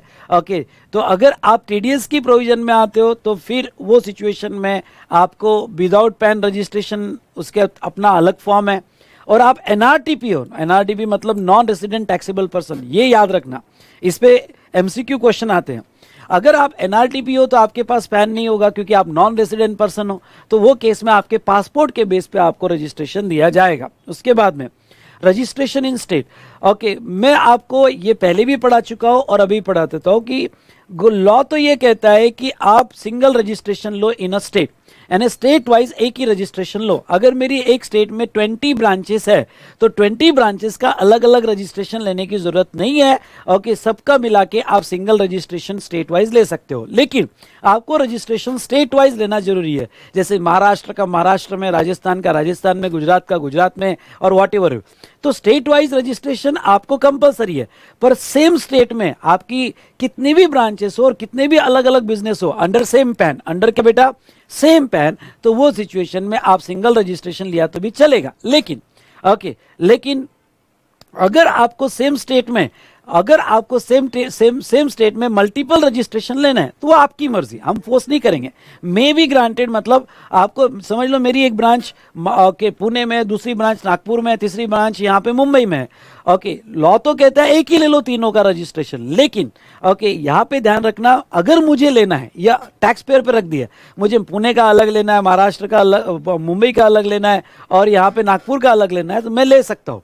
लेकिन अगर मैंने ले लिया अलग अलग तो वो सिचुएशन में वो डीडीपी मान लिए जाएंगे। याद करो, डीम्ड डिस्टिंक्ट पर्सन, सेक्शन 24-25 मैं पढ़ा चुका हूँ, डीम्ड डिस्टिंक्ट पर्सन। तो अगर वो सेपरेट रजिस्ट्रेशन आपने सेम स्टेट में ले लिए तो वो आप डीम्ड डिस्टिंक्ट पर्सन मान लिए जाओगे। Now voluntary registration, very important. क्या आप वॉलंटरी रजिस्ट्रेशन ले सकते हो? समझ लो मेरा एग्रीगेट टर्नओवर 10 लाख, 20 लाख या 40 लाख वॉटर रेट में भी ये क्रॉस नहीं हुआ है, पर मुझे रजिस्ट्रेशन करवाना है जीएसटी। 5 लाख का ही टर्नओवर हुआ है और 5 लाख के टर्नओवर पे जीएसटी का रजिस्ट्रेशन मुझे करवाना है। क्यों? क्योंकि जहां तक है ओके, मेरे कस्टमर जीएसटी इनवॉइस मांग रहे हैं। ओके, या फिर मुझे वो हरेसमेंट से बचना है, या फिर मुझे वो एम्बेरसमेंट होती है उससे बचना है, what ever it may be, what ever the benefits of voluntary registration, मुझे वॉलंटरी रजिस्ट्रेशन लेना है। क्या मैं वॉलंटरी रजिस्ट्रेशन ले सकता हूँ? बिल्कुल ले सकते हो, लेकिन ख्याल रहे अगर आपने वॉलंटरी रजिस्ट्रेशन ले लिया तो आप टैक्सेबल पर्सन बन जाओगे, और अगर आप टैक्सेबल पर्सन बन गए तो वो सिचुएशन में आपको जीएसटी देना पड़ेगा। ओके, तो अगर आपने 5 लाख पे वॉलंटरी रजिस्ट्रेशन ले लिया तो आपको अब रजिस्ट्रेशन लेने के बाद जीएसटी पे करना शुरू कर देना पड़ेगा। Is it clear? तो ये जो थ्रेशोल्ड है ये बेसिक एग्जम्पशन नहीं है कि हर साल मिलता है, ये सिर्फ है कि इतने लिमिट के बाद रजिस्ट्रेशन करो, और वंस यू रजिस्टर्ड, इतने लिमिट के बाद आप रजिस्ट्रेशन करो, वंस यू रजिस्टर्ड तो फिर उसके बाद आपको कंटिन्यूअस जीएसटी देना पड़ता है। ये बेसिक एग्जम्पशन एवरी ईयर ऐसा नहीं होता है, वो रजिस्ट्रेशन की लिमिट है। I hope you understood. उसके बाद में ओके, रजिस्ट्रेशन करते टाइम आपकी बैंक डिटेल्स आपको देनी पड़ेंगी as per rule 10A। Okay, bank details देनी पड़ेगी। ओके, अगर रजिस्ट्रेशन के टाइम आप नहीं दे पाए तो आप बाद में भी दे सकते हो, विद इन 45 डेज, और आपका रिटर्न का date whichever is earlier, ये याद रखना, आ सकता है एग्जाम में। ओके, हाईलाइट कर रहा हूं मैं। ओके, तो बैंक डिटेल्स आपको रजिस्ट्रेशन करते टाइम देनी पड़ती है। आरपी मतलब ओके, यहाँ पे रजिस्टर्ड पर्सन, तो यहाँ पे उसको आरसी आने के बाद 45 डेज में उसको बैंक डिटेल्स देनी पड़ेंगी अपनी सारी, या पहला रिटर्न फाइल करने के पहले उसको बैंक डिटेल्स देनी पड़ेंगी विच एवर इज अर्लियर, और वो आपकी बैंक डिटेल्स आपके आधार से लिंक रहेगी। इश्यू ऑफ रजिस्ट्रेशन सर्टिफिकेट, ये भी बहुत इंपॉर्टेंट है कि रजिस्ट्रेशन सर्टिफिकेट जो है तो आपका जीएसटी ये 15 डिजिट का होगा। उसके बाद में ओके, आपकी जो भी आरसी आएगी, आरसी मतलब रजिस्ट्रेशन सर्टिफिकेट, वो आप प्रॉपरली जीएसटीएन नंबर वगैरह नेम बोर्ड पे प्रोमिनेंट प्लेस पे लिख देना, जिसमें आपकी प्रिंसिपल प्लेस ऑफ बिजनेस और additional place of business. Principal मतलब क्या कि जैसे महाराष्ट्र में मेरी 20 ब्रांचेस है, अब 20 में से प्रिंसिपल पूना है तो उसका डिटेल्स देना पड़ता है, Poona principal place of business है और बाकी सब एडिशनल प्लेस ऑफ बिजनेस है अंडर द सेम रजिस्ट्रेशन, उसकी सारी डिटेल्स आपको देनी पड़ेगी। इफेक्टिव डेट ऑफ रजिस्ट्रेशन, अगर आपने 30 दिन के अंदर अप्लाई कर दिया तो आपका रजिस्ट्रेशन उस दिन से ही लागू हो जाएगा जिस दिन से आप लायबल हुए। लेट्स टेक एग्जांपल, आपने 20 लाख का टर्नओवर क्रॉस किया यहाँ पे 10 दिसंबर को, ध्यान सुनना, 20 लाख का टर्नओवर क्रॉस किया आपने 10 दिसंबर को, तो आप लायबल कब हुए? 10 दिसंबर को। अब आपको रजिस्ट्रेशन एप्लीकेशन के लिए 30 दिन है भाई, 30 दिन में आप कभी भी अप्लाई कर दो फॉर रजिस्ट्रेशन। तो चलिए, आपने 10 दिसंबर को लायबल हुए थे, 20 दिसंबर को अप्लाई किया, यानी आपने 30 डेज में अप्लाई कर दिया। अगर आपने 30 डेज में अप्लाई कर दिया तो आप रजिस्टर्ड पर्सन कब से माने जाओगे? 20 से या 10 से? तो आप 10 से ही रजिस्टर्ड पर्सन माने जाओगे। आई रिपीट, आप 10 से ही रजिस्टर्ड पर्सन माने जाओगे। ठीक है, मतलब जिस दिन से लायबल हुए उसी दिन से रजिस्टर्ड पर्सन। इसके क्या फायदे? इसके फायदे ये है, मैंने आईटीसी में पढ़ाया था ओके, कि आपको आईटीसी 10 दिसंबर से ही मिलना चालू हो जाएगा, इवन दो आपकी आरसी लेट आई होगी, क्योंकि आपने 20 को अप्लाई किया, आरसी 25 को आ सकती है, इवन दो आरसी लेट आई होगी, लेकिन आप 10 तारीख से ही रजिस्टर्ड पर्सन माने जाओगे। लेकिन अगर आपने 30 डेज में अप्लाई नहीं किया, ध्यान सुनना, अगर आपने 30 डेज में अप्लाई नहीं किया तो वो सिचुएशन में ओके, जिस दिन आरसी आएगी उस दिन आप रजिस्टर्ड पर्सन माने जाओगे, उस दिन से आपका रजिस्ट्रेशन इफेक्टिव होगा। तो चलिए ओके, मेन पॉइंट सेक्शन 25 के मैंने यहां कवर कर लिए। अब आते हैं थोड़ा एक डिस्कशन पे, और वो है आधार ऑथेंटिकेशन। ध्यान से देखना, एक डिस्कशन जो है आधार ऑथेंटिकेशन, उसके ऊपर आते हैं। यहां पे देखिए ऑब्जेक्ट, तो यहाँ पे आधार ऑथेंटिकेशन, इसको प्रायोरिटी बी में रखना, इसके मेन डिस्कशन समझ लो। और इसमें ओके, एक रूल 10 भी आया, अमेंडमेंट थी, वो अमेंडमेंट अच्छे से पढ़ के जाना। ओके, मैंने अमेंडमेंट्स में कवर किया और वो यहाँ पे भी कवर कर लेता हूँ। ओके, अच्छे से पढ़ के जाना, उसके ऊपर क्वेश्चन आ सकता है। आधार ऑथेंटिकेशन क्या होता था कि भाई इतने फेक इनवॉइस बने, इतने डमी एड्रेस हुए, ओके, मल्टीपल रजिस्ट्रेशन इतने लिए गए, जस्ट ओके यहाँ पे रॉन्ग क्रेडिट लेने के लिए, फेक इनवॉइस बनाने के लिए। तो गवर्नमेंट ने क्या होता था, लोग कंपनी बनाते थे, फेक इनवॉइस इशू करते थे, सामने वाला क्रेडिट ले लेता था ओके फेक इनवॉइस पे, और जो एड्रेस पे कंपनी बनाएगी वहाँ कंपनी दिख ही नहीं रही है, वहाँ कोई है नहीं, fake documents, fake invoices, multiple registration लेके बहुत सारे जीएसटी में फ्रॉड हुए। इसलिए गवर्नमेंट ने सेक्शन 25 में एक प्रोसीजर एक्सप्लेन की, 25(6)A से लेके 25(6)A, 6B, 6C और 6D। ओके, तो गवर्नमेंट ने जो है यहाँ पे आधार ऑथेंटिकेशन की प्रोसीजर लाई और गवर्नमेंट ने कहा कि देखो भाई आधार ऑथेंटिकेशन अब ओके जो भी रजिस्ट्रेशन के लिए अप्लाई करेगा उनको जरूरी हो जाएगा। यहाँ मैं दो पार्ट करता हूँ, पहला और दूसरा। पहले ये दूसरा वाला पार्ट ले लेता हूँ, फिर पहला वाला पार्ट ले लेता हूँ, तो आपको समझने में आसानी होगी। ओके, तो अब देखिए बेटा, पहला हम यहाँ पे person applying for fresh registration, पहले ये वाला पार्ट लेता हूँ कि ये आधार ऑथेंटिकेशन जो प्रोसीजर आई, ओके वो प्रोसीजर आने के बाद अब जो भी फ्रेश रजिस्ट्रेशन करेगा उसको आधार ऑथेंटिकेशन करवाना पड़ेगा। सर ये आधार ऑथेंटिकेशन क्या होता है? कुछ नहीं होता है। ओके, REG 01 ये आपका रजिस्ट्रेशन सर्टिफिकेट होता है। कौन सा? REG 01। REG 01 ये आपका रजिस्ट्रेशन सर्टिफिकेट होता है। ओके, वहाँ एक ऑप्शन आता है, ओके वो आपको क्लिक करना पड़ता है कि आधार ऑथेंटिकेशन, और आधार ऑथेंटिकेशन पे आपने क्लिक किया कि आपको एक मेल आता है, मेल पे एक लिंक आती है, मेल वो लिंक जो है आधार डिपार्टमेंट से कनेक्टेड होती है। जैसे आपने वो लिंक पे क्लिक किया और क्लिक करने के बाद एक OTP आता है, वो OTP फिर आपने सबमिट किया, तो मतलब ही आपने खुद अप्रूव किया कि ये मेरा आधार है और आपने ऑथेंटिकेट किया कि मैं ये पर्सन हूँ। कुछ नहीं, मेल पे लिंक आती है, लिंक को क्लिक करो, एक OTP जनरेट होता है, वो OTP डाल दो, आपका ऑथेंटिकेशन खत्म। इसको कहते हैं आधार ऑथेंटिकेशन। तो दोस्तों यहाँ पे अब यहाँ पे GST में जब भी आप फ्रेश रजिस्ट्रेशन के लिए जाओगे तो आपको आधार ऑथेंटिकेशन का ऑप्शन दिया हुआ है। आपको आधार ऑथेंटिकेशन करा लिया तो उसके कुछ फायदे हैं जो आगे बताऊंगा। हाँ, तो इसमें दो पार्ट है। ओके, इंडिविजुअल होगा तो अपना आधार खुद का आधार ऑथेंटिकेशन करवाएगा। ओके, तो individual shall undergo authentication or furnish the proof of Aadhaar number with registration application in order to eligible to grant the registration certificate. Okay, लेकिन अगर अब यहाँ पे आधार जो मिलता है वो आधार कंपनी का नहीं होता है, वो इंडिया में आज आधार सिर्फ इंडिविजुअल्स को मिलते हैं। ओके, लेकिन हमारे यहाँ तो HUF भी होता है, कंपनी भी होती है, एक्सेट्रा। तो फिर अगर मेरी HUF होगी तो फिर ऑथेंटिकेशन किसका करवाओ? क्योंकि मेरा पैन तो HUF का है। तो ऐसे केस में अगर HUF है तो कर्ता का कराओ, कंपनी होगी तो MD का कराओ या वोल टाइम डायरेक्टर का कराओ। अगर AOP एसोसिएशन ऑफ पर्सन होगा तो मेंबर ऑफ मैनेजिंग कमेटी का कराओ, ट्रस्ट होगा तो बोर्ड ऑफ ट्रस्टीज का कराओ, ऑथराइज रिप्रेजेंटेटिव कोई होगा तो वो आपके भी आप पे ऑथराइज रिप्रेजेंटेटिव उसको दे सकते हो, ऑथराइज सिग्नेटरीज होगा या कोई भी person notified by the government, तो आप यहाँ पे आधार ऑथेंटिकेशन करवा सकते हो। आपको एक क्वेश्चन ये एरिया में पूछा जा सकता है कि भाई HUF होगा तो आधार ऑथेंटिकेशन किसका? तो करता। कंपनी होगी तो MD या वोल टाइम डायरेक्टर, AOP होगा तो मैनेजिंग कमेटी या ट्रस्ट होगी तो बोर्ड ऑफ ट्रस्टीज। ओके, इनका आधार ऑथेंटिकेशन आपको करवाना पड़ेगा या उनके ऑथराइज रिप्रेजेंटेटिव का करवाना पड़ेगा। सर आधार ऑथेंटिकेशन नहीं करवाना है मुझे अपना आधार ऑथेंटिकेशन, तो गवर्नमेंट फोर्स नहीं कर रही है। अगर आपका आधार ऑथेंटिकेशन नहीं करवाया तो फिर इसमें क्या होता है, आपका रजिस्ट्रेशन मिलने में लेट हो जाता है। क्यों? क्योंकि गवर्नमेंट फिर क्या होता है, आपके प्रीमाइसेस का फिजिकल वेरिफिकेशन करेगी। अगर आपने आधार ऑथेंटिकेशन दे दिया, करवा दिया, तो फिर फिजिकल वेरिफिकेशन बिना किए वो RC देती है। RC मतलब रजिस्ट्रेशन सर्टिफिकेट। ओके, फिर आपका फिजिकल वेरिफिकेशन नहीं होगा, डायरेक्ट आपको RC दे देगी। ओके, और उनको बाद में लगा तो करेगी, अदरवाइज नहीं करेगी, यानी वो फास्ट प्रोसीजर हो जाती है। लेकिन अगर आपने आधार ऑथेंटिकेशन नहीं करवाया तो आपका फिजिकल वेरिफिकेशन हो जाएगा। ओके, तो ये हमने देखा ये किन लोगों के लिए, ओके जो जिन्होंने फ्रेश रजिस्ट्रेशन के लिए जाना है उनके लिए आधार ऑथेंटिकेशन था। लेकिन बेटा यहाँ पे समझ लो मेरे को फ्रेश रजिस्ट्रेशन नहीं, ओके जहाँ तक देखा जाए मैं ऑलरेडी 2017 में रजिस्टर हूँ और ये आधार ऑथेंटिकेशन तो 2020 में आया। तो जो ऑलरेडी ओके रजिस्टर्ड पर्सन यानी ऑलरेडी रजिस्टर्ड पर्सन थे, क्या उनको भी आधार ऑथेंटिकेशन करवाने पड़ेंगे?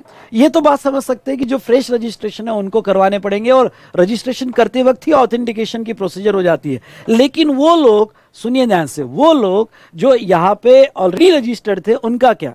तो यहाँ एक अमेंडमेंट आई है और ये 3 पॉइंट लर्न कर लेना, 1, 2 और 3। ओके, और वो क्या है कि जो ऑलरेडी रजिस्टर्ड पर्सन है उनको सिर्फ 3 केसेस में ही आधार ऑथेंटिकेशन करवाने पड़ेंगे, अदरवाइज उनको आधार ऑथेंटिकेशन करवाने की जरूरत नहीं है। ओनली 3 केसेस में आधार ऑथेंटिकेशन करवाने पड़ेंगे। कौन से? Application for revocation of cancellation of registration, ये पहला पॉइंट समझ लो। अगर आपका रजिस्ट्रेशन डिपार्टमेंट ने कैंसिल कर दिया होगा, भाई डिपार्टमेंट ने क्यों कैंसिल कर दिया आपका रजिस्ट्रेशन? ओके सर मेरा रजिस्ट्रेशन डिपार्टमेंट कौन होता है कैंसिल करने वाला?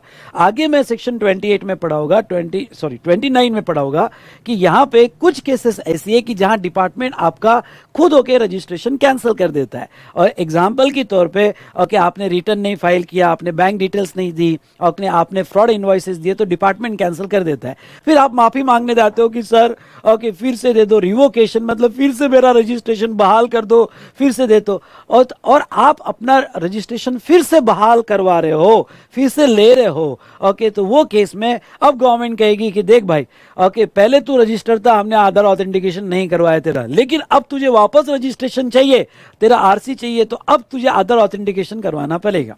दूसरा केस जहां आप ऑलरेडी रजिस्टर्ड हो पर आधार ऑथेंटिकेशन करवाना पड़ेगा, वो है फाइलिंग ऑफ रिफंड एप्लीकेशन। अगर आप कोई रिफंड डिमांड कर रहे हो, उसका एप्लीकेशन दे रहे हो, तो वहां ऑथेंटिकेशन करवाना पड़ेगा। और रिफंड ऑफ एक्सपोर्ट गुड्स होगा तो ऑथेंटिकेशन करवाना पड़ेगा। भाई लोगों ओके ये 3 केसेस लर्न करके जाना कि जो ऑलरेडी रजिस्टर्ड पर्सन है उनको फिलहाल वैसे तो आधार ऑथेंटिकेशन नहीं है, लेकिन 3 केसेस होगी तो उनको आधार ऑथेंटिकेशन करवाना पड़ेगा। समझा या नहीं समझा? ओके चलिए ये हुई ना बात। ओके तो यहां अब नीचे जो है ओके नीचे यहां पे ध्यान से देखो। ओके ये जो है आधार ऑथेंटिकेशन कहाँ करने की जरूरत नहीं है, इंपॉर्टेंट आता है एग्जाम में कि कौन कौन सी केसेस है जहां आधार ऑथेंटिकेशन करवाना नहीं पड़ेगा। ओके एक है नॉन सिटीजन ऑफ इंडिया, आप इंडिया के सिटीजन नहीं हो तो आधार ऑथेंटिकेशन करवाने की जरूरत नहीं है। गवर्नमेंट डिपार्टमेंट होगा, लर्न कर लेना बॉस, ये आ सकता है। गवर्नमेंट डिपार्टमेंट होगा तो आधार ऑथेंटिकेशन करवाना जरूरी नहीं है। लोकल अथॉरिटी होगी, स्टैट्यूटरी बॉडी होगी, पीएसयू होगा, पब्लिक सेक्टर अंडरटेकिंग होगी, या person applying for registration under section 25(9) यानी यूआईएन, आगे पढ़ा होगा यूनिक आइडेंटिफिकेशन नंबर। ओके तो ये जो ए से लेके एफ तक की कैटेगरी है, बाय हार्ट लर्न कर लेना। आ सकता है एग्जाम में कि भाई कौन से केसेस में आधार ऑथेंटिकेशन करवाने की जरूरत नहीं है, तो ये 6 केसेस है जहां आधार ऑथेंटिकेशन करवाने की जरूरत नहीं है। ओके फिर ये भी इंपॉर्टेंट है कि अब बताओ फिजिकल वेरिफिकेशन कब होगा। Okay generally physical verification 2 cases में होता है। अगर आपको verification before grant of RC, अगर आपने आधार ऑथेंटिकेशन नहीं करवाया, मतलब ये तो फिक्स है, अगर आपने आधार ऑथेंटिकेशन नहीं करवाया तो फिजिकल वेरिफिकेशन तो होके रहेगा।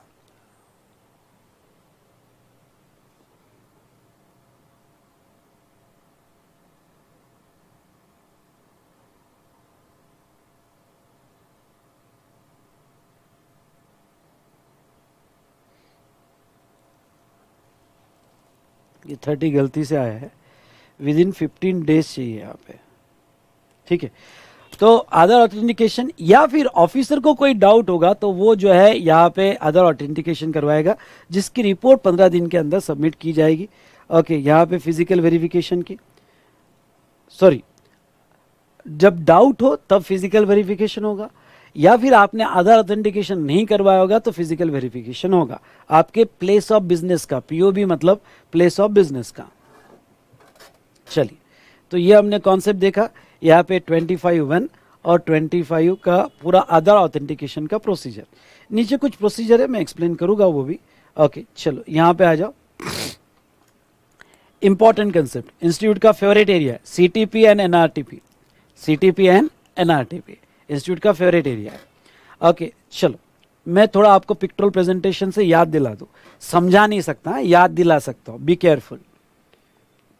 वो टाइम गया समझने का, अब ये रिवीजन सिर्फ याद करने के लिए है या वापस रिकॉल करने के लिए है।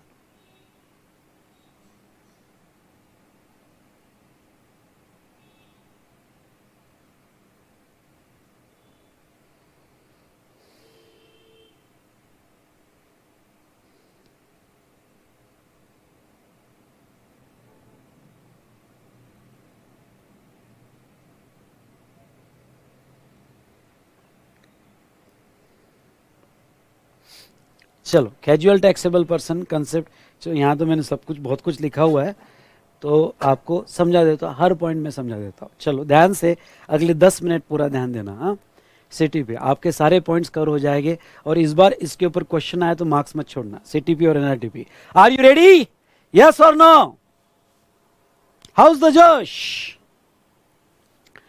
कैजुअल टैक्सेबल पर्सन यानी क्या, ध्यान से सुनिएगा। कैजुअल टैक्सेबल पर्सन यानी आप कोई अदर स्टेट में बिजनेस करने जा रहे हो जहां आपकी कोई भी ब्रांच नहीं है और वहाँ जाके आप सेल करोगे, ओके, वहाँ जाके आप सेल करोगे, उसको कहा जाता है सीटीपी। ओके, यानी आप गुड्स रिमूव कर रहे हो या आप वहाँ जाके सर्विस दे रहे हो, वॉट एवर इट में भी, गुड्स हो या सर्विस हो, तो सीटीपी मतलब कैजुअल, टेम्पररी। ओके, सीटीपी मतलब कैजुअल है, टेम्पररी। टैक्सेबल पर्सन, कैजुअली आप टैक्सेबल हो रहे हो, कैजुअली आप टैक्सेबल पर्सन हो रहे हो, उसको सीटीपी कहा जाता है। सीटीपी मतलब you are doing the business in such okay state where you don't have any establishment like exhibition. आप वहाँ जाके एग्जीबिशन में जाओगे और वहाँ सेल करोगे, या फिर आप वो स्टेट में जाके रोड साइड सेल करोगे। स्वेटर है, हिमाचल के, आसाम के स्वेटर आ रहे, रोड साइड सेल कर रहे हो, कहीं पे भी सेल करो, पर आप वहाँ, आपकी वहाँ पे कोई एस्टेब्लिशमेंट नहीं है, उसको कहते हैं सीटीपी, कैजुअल टैक्सेबल पर्सन।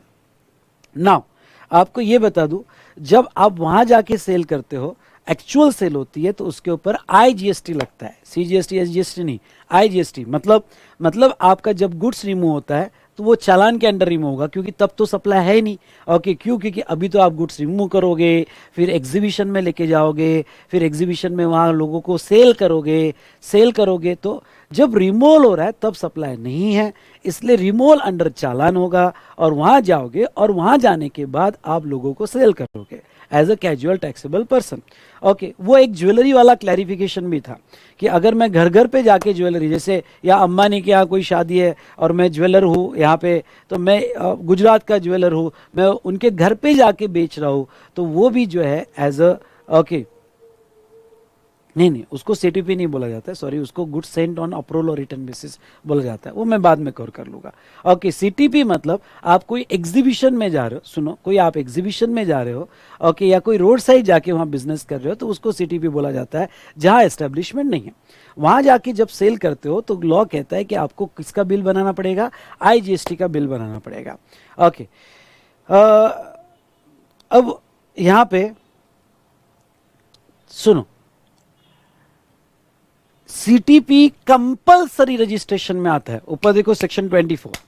अगर आप सीटीपी बन रहे हो, यानी आप वहां जाके रजिस्ट्रेशन कर रहे हो, तो वो कंपलसरी रजिस्ट्रेशन में आता है। अब कंपलसरी रजिस्ट्रेशन का कॉन्सेप्ट समझ लेना।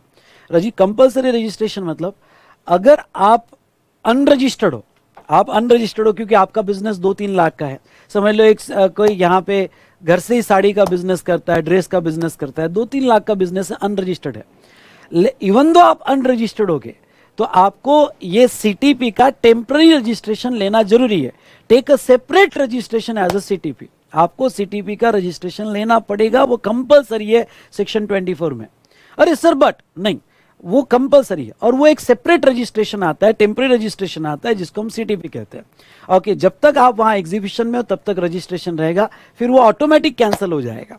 ओके, क्यों? क्योंकि आप छोटे हो, 20 लाख के नीचे आपका टर्नओवर है, लेकिन आप सीटीपी कर रहे हो, इसलिए आपको रजिस्ट्रेशन करना पड़ेगा। डाउट्स मत पूछना भाई, पहले कॉन्सेप्ट को समझ लो, अभी ये स्टेज पे कॉन्सेप्ट भी समझ लिए तो इनफ है। और अगर आप ऑलरेडी रजिस्टर्ड पर्सन होगे, मैं आपको डायग्राम चाहिए तो मैं स्क्रीन बड़ी कर दूंगा, आप बाद में स्क्रीनशॉट ले लेना। अगर आप ऑलरेडी रजिस्टर्ड पर्सन होगे, क्योंकि आपका टर्नओवर 20 लाख से ज्यादा है और आप एग्जीबिशन के लिए जा रहे हो, ओके, तभी भी आपको सीटीपी का सेपरेट रजिस्ट्रेशन लेना पड़ेगा। इन शॉर्ट, आप अनरजिस्टर्ड हो तभी लेना पड़ेगा, रजिस्टर्ड हो तभी लेना पड़ेगा। सीटीपी का रजिस्ट्रेशन आपको RG 01 फॉर्म में लेना पड़ेगा। ओके, और ये registration 5 days before the commencement of business, ध्यान से सुनना, 5 days before the commencement of business. अभी अभी हमने देखा, देखो लेफ्ट साइड में, ओके, सेक्शन 25 में हमने देखा कि ये 30 दिन बाद नहीं, एडवांस में लेके जाना पड़ेगा। मतलब क्या? यानी आप वहां जाके जब बिजनेस करने वाले हो उसके 5 दिन पहले ही आपको अप्लाई कर देना पड़ेगा, at least 5 days before the commencement of business वहां अप्लाई करना पड़ेगा। और ये रजिस्ट्रेशन आपको जो मिलेगा ये 90 डेज के लिए मिलेगा, for and further extension 90 days. यानी ये रजिस्ट्रेशन, पहली बात तो आपने जितना डिमांड किया उतना, समझ लो आपने 10 दिन ही डिमांड किया तो 10 दिन का मिलेगा, आपने 20 दिन का एग्जीबिशन का डिमांड किया 20 दिन का मिलेगा। इसका रजिस्ट्रेशन सेपरेट ही आता है एज अ सीटीपी। तो आपने 10 दिन डिमांड किया, 20 दिन डिमांड किया, जितना दिन डिमांड किया उतना ही आपको मिलेगा।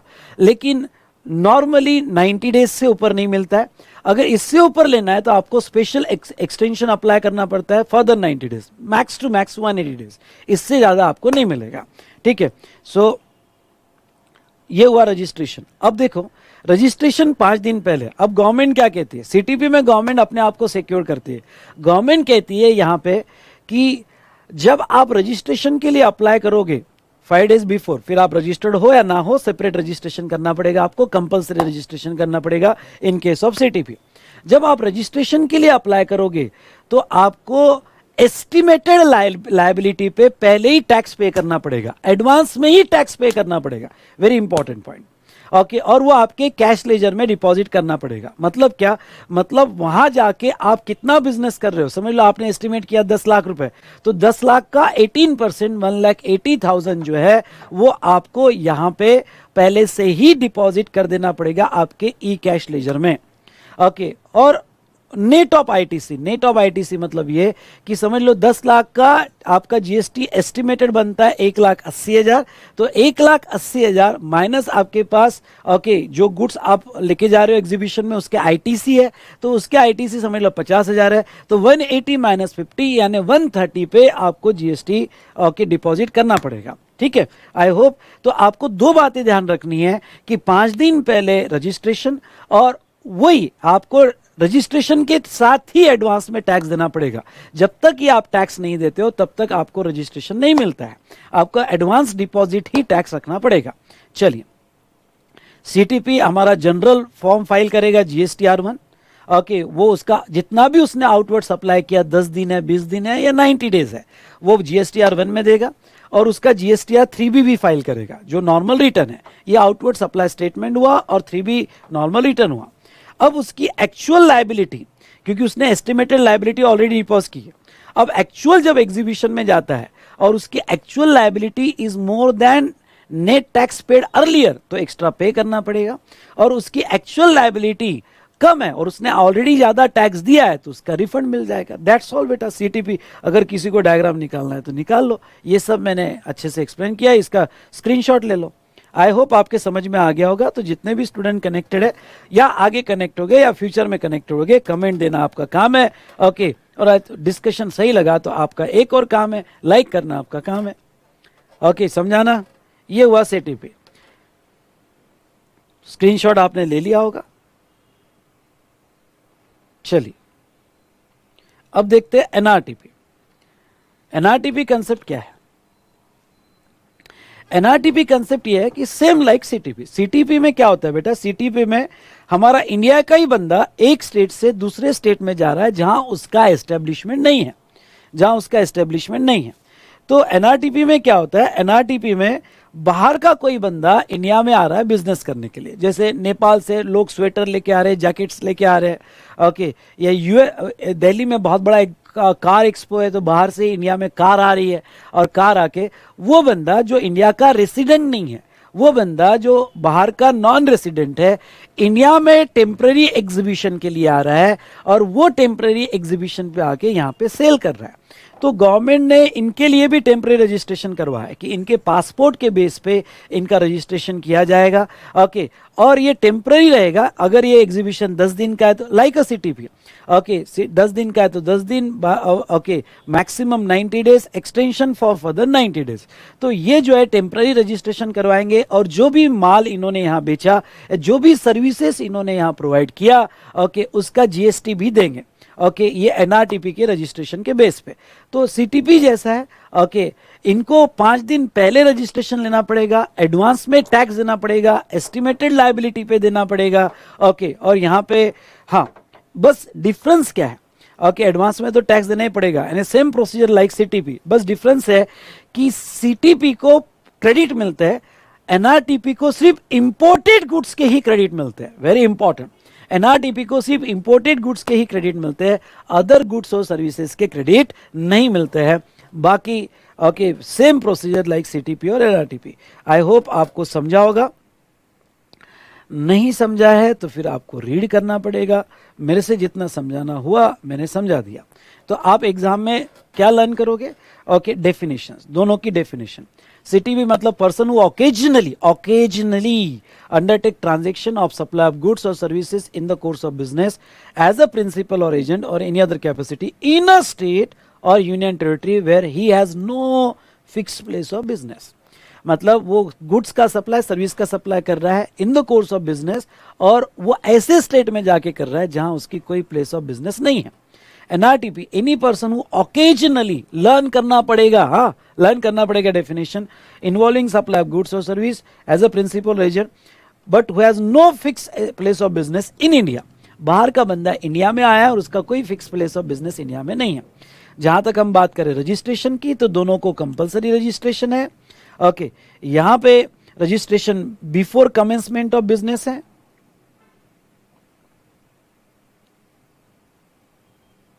5 days बिफोर लिख दो, यहाँ पे 5 days बिफोर, और यहाँ पे भी 5 days बिफोर लिख दो। Okay, 5 days before commencement of business है, रजिस्ट्रेशन REG 01 में है तो ये REG 09 में है। फॉर्म याद रहे तो ठीक। यहाँ पैन रिक्वायर्ड है तो यहाँ पासपोर्ट रिक्वायर्ड है। थ्रेशोल्ड लिमिट नहीं, इनको थ्रेशोल्ड नहीं मिलता है, कंपल्सरी रजिस्ट्रेशन है, इनको कंपोजिशन स्कीम नहीं मिलती है। अगर आपको याद होगा तो रिटर्न ये GST R1 और 3B में देगा तो ये 5 में देगा। ITC तो CTP को पूरा ITC अवेलेबल है, लेकिन NRTP को सिर्फ इंपोर्टेड गुड्स का ITC अवेलेबल है, सिर्फ इंपोर्टेड गुड्स का ITC अवेलेबल है।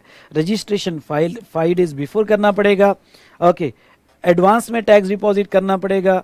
रजिस्ट्रेशन मैक्स 90 + 90 डेज के लिए वैलिड रहेगा, लेकिन उसने अगर कम टाइम के लिए डिमांड किया होगा तो कम टाइम रहेगा। और एनुअल रिटर्न दोनों को भी देने की जरूरत नहीं है। एक होता है मंथली क्वार्टरली रिटर्न और एक होता है एनुअल रिटर्न जो 31 दिसंबर को दिया जाता है। तो CTP और NRTP को एनुअल रिटर्न देने की जरूरत नहीं है।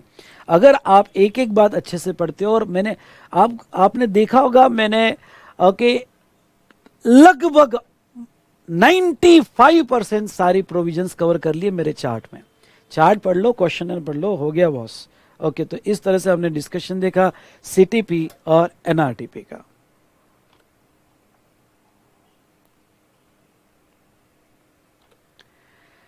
ठीक है, चलिए,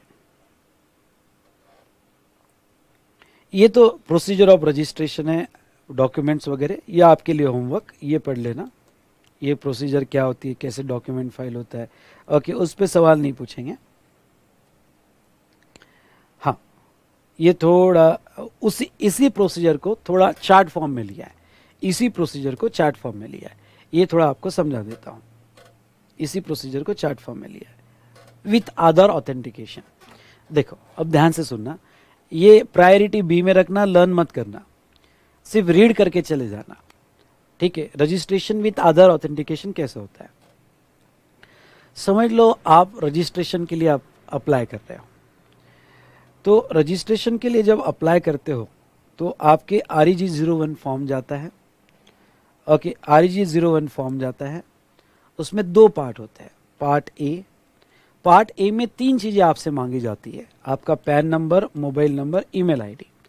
ठीक है, पार्ट ए में मांगी जाती है, वो आपका वेरीफाई होता है, पैन इनकम टैक्स डिपार्टमेंट से वेरीफाई होता है, आपका GSTN पोर्टल करता है, मोबाइल नंबर पे OTP आता है और ईमेल आईडी पे OTP आता है, ये वेरीफाई होते हैं। वेरिफिकेशन होने के बाद, यानी पैन भी हो गया, मोबाइल नंबर होने के बाद, ओके, फिर आपका एप्लीकेशन एक्सेप्ट कर लिया जाता है, मतलब वेरिफिकेशन हो गया। फिर आपने पार्ट B की इंफॉर्मेशन, इसमें फिर पार्ट B की इंफॉर्मेशन जो है वो यानी आपका एड्रेस, किसका रजिस्ट्रेशन करवा रहे हो, सबके प्रिंसिपल प्लेस ऑफ बिजनेस, कौन कौन सा सप्लाई करते हो, वो सारी इंफॉर्मेशन, और आपको सारे डॉक्यूमेंट्स भी अटैच करना पड़ता है। पार्ट B की जो है इंफॉर्मेशन है, तो वो पार्ट B की इंफॉर्मेशन कंप्लीट होती है। वो कंप्लीट होने के बाद आपका एप्लीकेशन रेफरेंस नंबर जनरेट हो जाता है कि चलो आपका एप्लीकेशन एक्सेप्ट हो गया, आपने रिक्वायर्ड डॉक्यूमेंट दे दिए, ओके, आपका एप्लीकेशन एक्सेप्ट हो गया, अब या रिजेक्ट हो गया, अब समझ लो,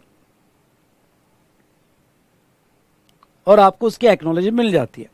if details are complete and satisfactory, yes और नो, आपने जो डिटेल्स दी सेटिस्फैक्ट्री है, कंप्लीट है, तो आपको RC मिल गई। नहीं तो आपको यहाँ पे REG 03 में नोटिस आती है कि भाई ये खामियां पता रही है आपके रजिस्ट्रेशन में, वो दो। आपको 7 वर्किंग डेज में वो खामियां पूरी करनी पड़ती है। वो पूरी करने के बाद फिर से ऑफिसर चेक करता है कि आपने जो भी खामियां थी पूरी की क्या। अगर वो यस है तो आरसी मिलेगी, नो अगर नो है तो रजिस्ट्रेशन आपका कैंसिल कर दिया जाएगा। ठीक है, तो अब इसको ही बेस लेके उससे ही कनेक्टेड ये डायग्राम है। अब इसमें थोड़ा फ्लेवर में आधार ऑथेंटिकेशन का डाल रहा हूं। जैसे आपने एप्लीकेशन फाइल कर दिया, पार्ट ए और पार्ट बी की इंफॉर्मेशन कंप्लीट कर दी, आपने पार्ट ए और पार्ट बी की इंफॉर्मेशन कंप्लीट कर दी, साथ साथ में आपको एक ऑप्शन होता है, क्या आप आधार ऑथेंटिकेशन करवाओगे? ए मतलब लिख दो आधार ऑथेंटिकेशन, या नहीं करवाओगे? आपने कहा मैं करवा लूंगा, आपने ऑप्ट कर लिया और आपने ऑप्ट नहीं किया। ओके, ऑप्ट कर लिया और नहीं किया, समझ लो आपने ऑप्ट कर लिया, तो आपको 15 दिन के अंदर जो आपके मेल पे आधार ऑथेंटिकेशन की लिंक आई है उसको क्लिक करके ओटीपी फिलअप करना पड़ता है।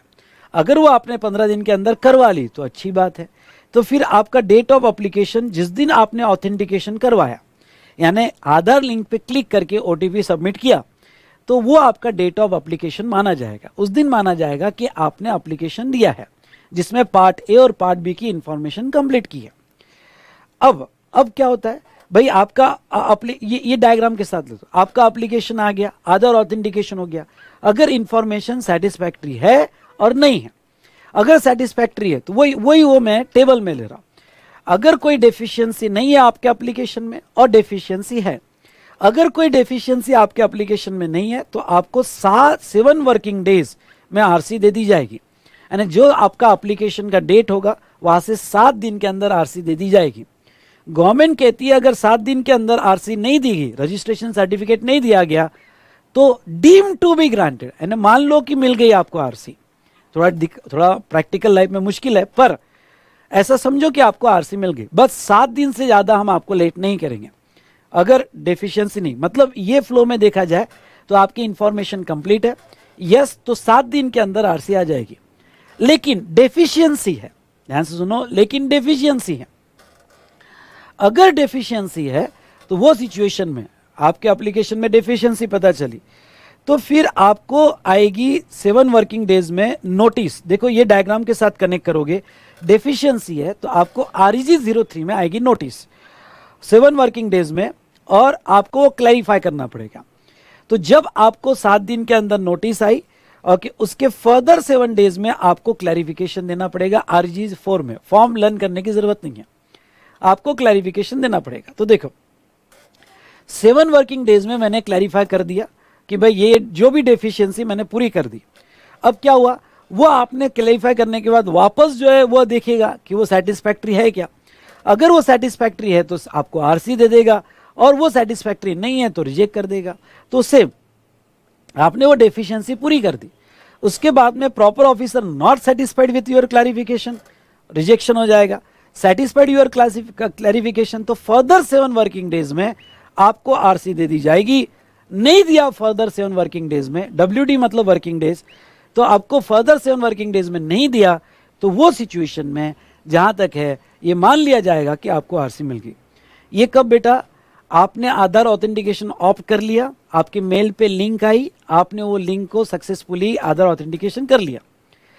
कभी कभी ऐसा होता है प्रैक्टिकल लाइफ में कि जब मैंने फॉर्म सबमिट किया तो मैंने ऑप्ट तो किया, ऑप्ट करने के बाद मेरे मेल पे लिंक आई आधार की, और मैं फेल हो गया, नहीं कर पाया उसको, लिंक को भूल गया।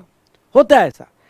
अगर ऑप्ट करने के बाद भी आप फेल हो गए, ऑप्ट करने के बाद भी फेल हो गए, तो आपको 15 दिन दिए होते हैं, पर नहीं किया आपने, तो जो 15th डे होता है एप्लीकेशन से, वो 15 डे आपका डेट ऑफ एप्लीकेशन माना जाता है, क्योंकि 15 दिन के अंदर आपने नहीं किया, तो फिर 15th डे को आपका डेट ऑफ एप्लीकेशन माना जाएगा। और नहीं किया आपका आधार ऑथेंटिकेशन तो हम फोर्स भी नहीं कर रहे आपको।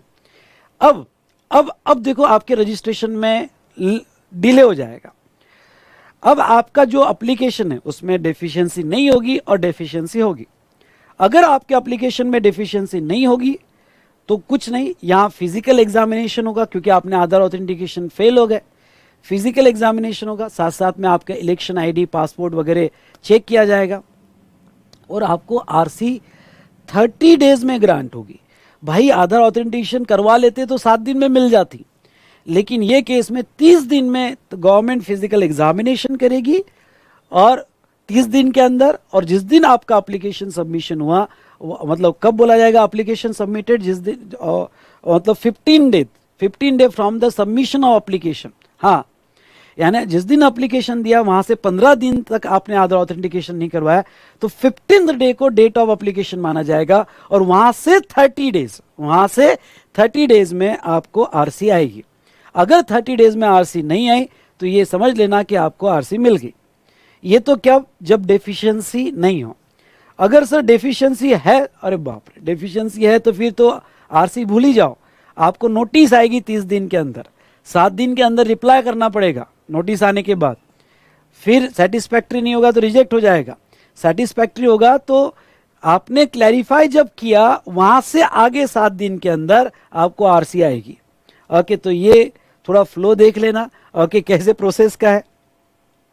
ये तो हुआ कि आपने ऑप्ट किया था और आधार करवा लिया और आधार नहीं करवा लिया। समझ लो आपने ऑप्ट ही नहीं किया आधार ऑथेंटिकेशन। ध्यान से सुनो, आपने आधार ऑथेंटिकेशन ऑप्ट इन नहीं करवाना है तो आपका जो डेट ऑफ एप्लीकेशन होगा जिस दिन आपने एप्लीकेशन दिया, उसमें तो फिर फिजिकल एग्जामिनेशन होके रहेगा। अगर डेफिशिएंसी नहीं है तो फिजिकल एग्जामिनेशन होगा और 30 दिन के अंदर आरसी दे दी जाएगी। डेफिशिएंसी होगी तो नोटिस आएगी, नोटिस के बाद क्लैरिफिकेशन जाएगा और बाद में आपको रजिस्ट्रेशन मिलेगा। तो बेटा ये फ्लो रीड कर लेना।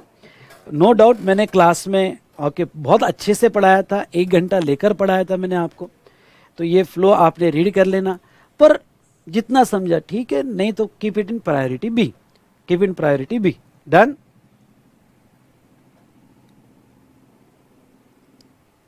चलिए, अरे यार सॉरी, अब आ जाओ नेक्स्ट इंपॉर्टेंट कंसेप्ट पे। वेरी वेरी इंपॉर्टेंट है ये वाला, छोड़ना मत। यूआईएन मतलब यूनिक आइडेंटिफिकेशन नंबर, लिखना हो तो लिख लो। यूआईएन मतलब यूनिक आइडेंटिफिकेशन नंबर। कुछ केसेस में रजिस्ट्रेशन नहीं होते हैं, कुछ केसेस में जीएसटी में यूआईएन मिलते हैं।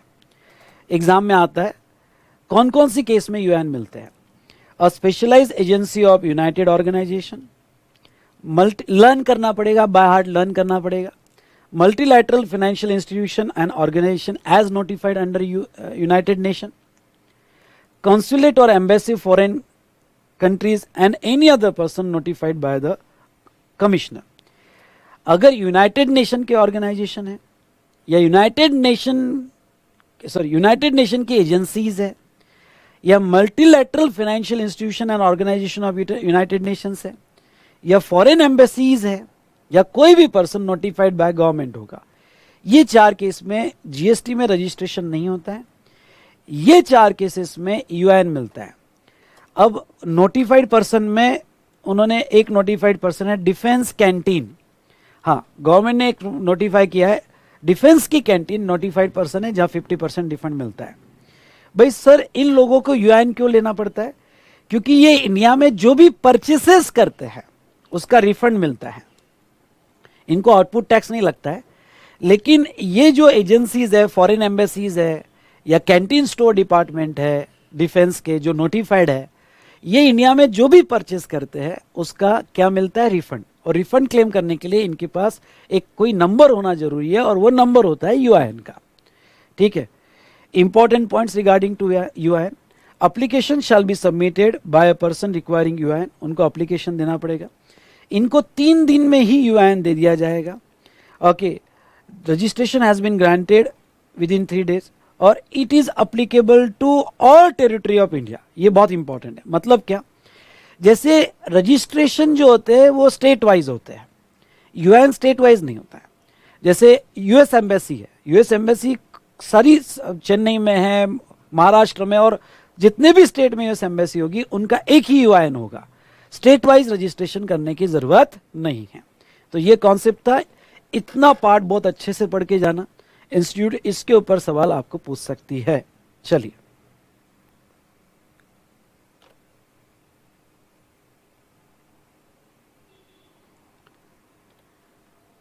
चलो आ जाओ section 26 deem registration.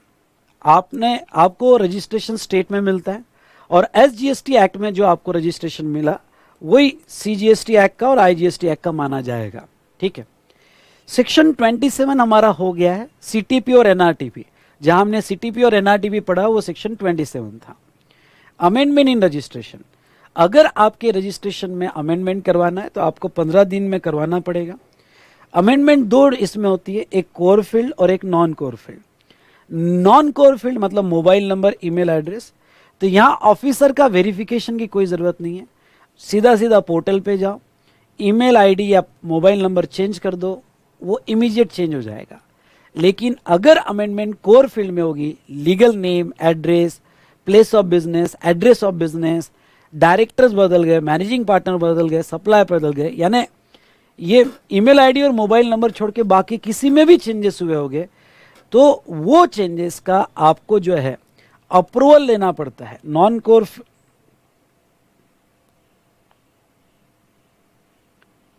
But approval is required for core field, मतलब आप अमेंडमेंट के लिए अप्लाई कर दोगे तो इमीडिएट नहीं होगा, बैक एंड से ऑफिसर उसको अप्रूव करेगा और अप्रूव करने के बाद ही वो अमेंडमेंट होगी।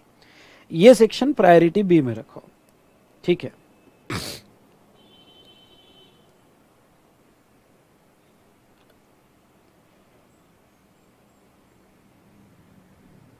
अब आ जाओ सेक्शन 29 पे, cancellation of registration.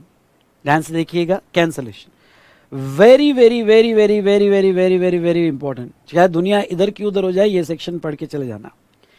Registration GST में दो तरीके से कैंसिल हो सकते हैं। एक सुमोटो कैंसलेशन, मतलब आप सुमोटो मतलब आप सप्लायर कैंसिल कर रहा है। ओके, सुमोटो का मतलब लिख देना, register person cancelling the registration.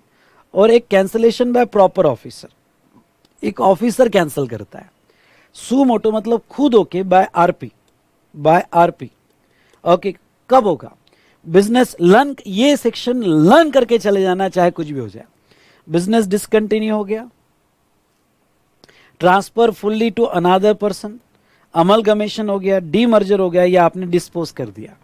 अगर आपका बिजनेस ही नहीं है या किसी और को दे दिया तो रजिस्ट्रेशन कैंसिल करो, फायदा है, क्योंकि जब तक आपके पास रजिस्ट्रेशन है तब तक फॉर्मेलिटी आ जाती है रिटर्न वगैरह की, और आपका बिजनेस ही नहीं तो फिर पेनल्टी भी आती है, इसलिए कैंसिल करो। या फिर change in constitution in the business, मतलब क्या? मतलब पार्टनरशिप फर्म की कंपनी हो गई या प्रोप्राइटर की पार्टनरशिप फर्म हो गई, बिजनेस का कॉन्स्टिट्यूशन ही बदल गया, तो पुराना रजिस्ट्रेशन कैंसिल करो और नया के लिए अप्लाई करो। या taxable person no longer liable to register under 22 और 24 और intended to opt out of the registration voluntary. मतलब क्या? मतलब सेक्शन 22 में आपका टर्नओवर 20 लाख से नीचे आ गया तो आप कैंसलेशन कर सकते हो, या 24 में अब कोई कंपलसरी की कंडीशन नहीं है तो आप कैंसिल कर सकते हो, या आपने वॉलंटरी रजिस्ट्रेशन लिया होगा और अब वो कैंसिल करना है तो आप कर सकते हो। तो ये लर्न कर लेना बेटा कि कहाँ सुमोटो आप कैंसिल कर सकते हो। डिपार्टमेंट आपका रजिस्ट्रेशन कहाँ कैंसिल कर सकता है? तो डिपार्टमेंट जो है, अगर आप बिजनेस नहीं कर रहे हो आपके प्लेस ऑफ बिजनेस से, आपने आके समझ लो ये प्लेस ऑफ बिजनेस बताइए और वहां से कोई बिजनेस ही नहीं है, डिपार्टमेंट ने कहा कि कुछ तो गड़बड़ है दया, कुछ तो गड़बड़ है, आपका रजिस्ट्रेशन कैंसिल कर देगा। या आपने इनवॉइस दे विदाउट सप्लाई, यानी फेक इनवॉइस दी है, या आपने एंटी प्रॉफिट रिंग, ये नहीं भी याद आया तो चलेगा आपको क्योंकि ये फाइनल लेवल पे है, और जो फाइनल के स्टूडेंट है तो एंटी प्रॉफिट रिंग उसको पता है।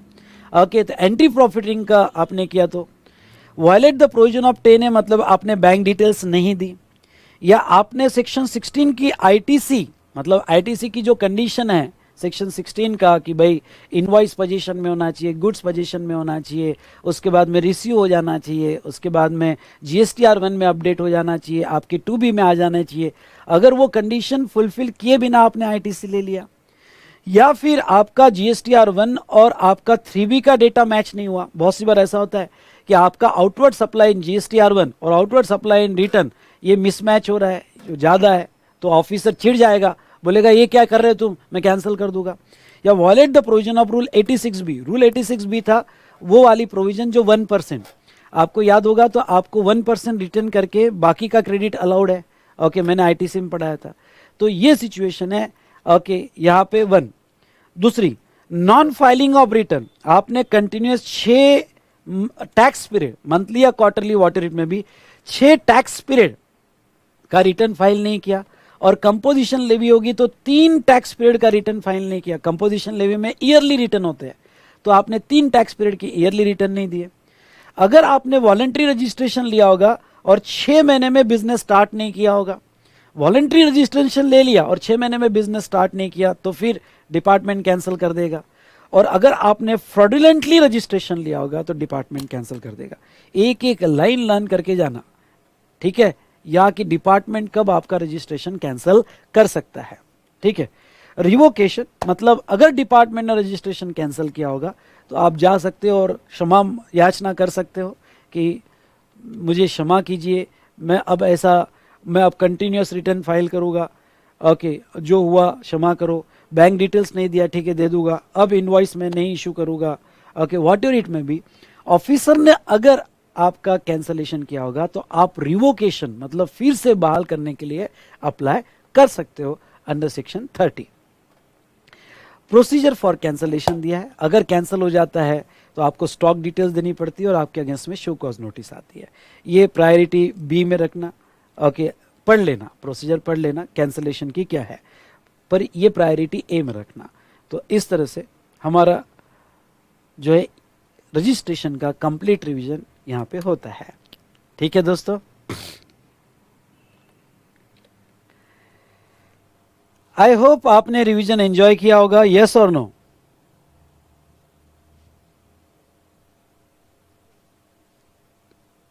रिवीजन एंजॉय किया है नहीं किया है?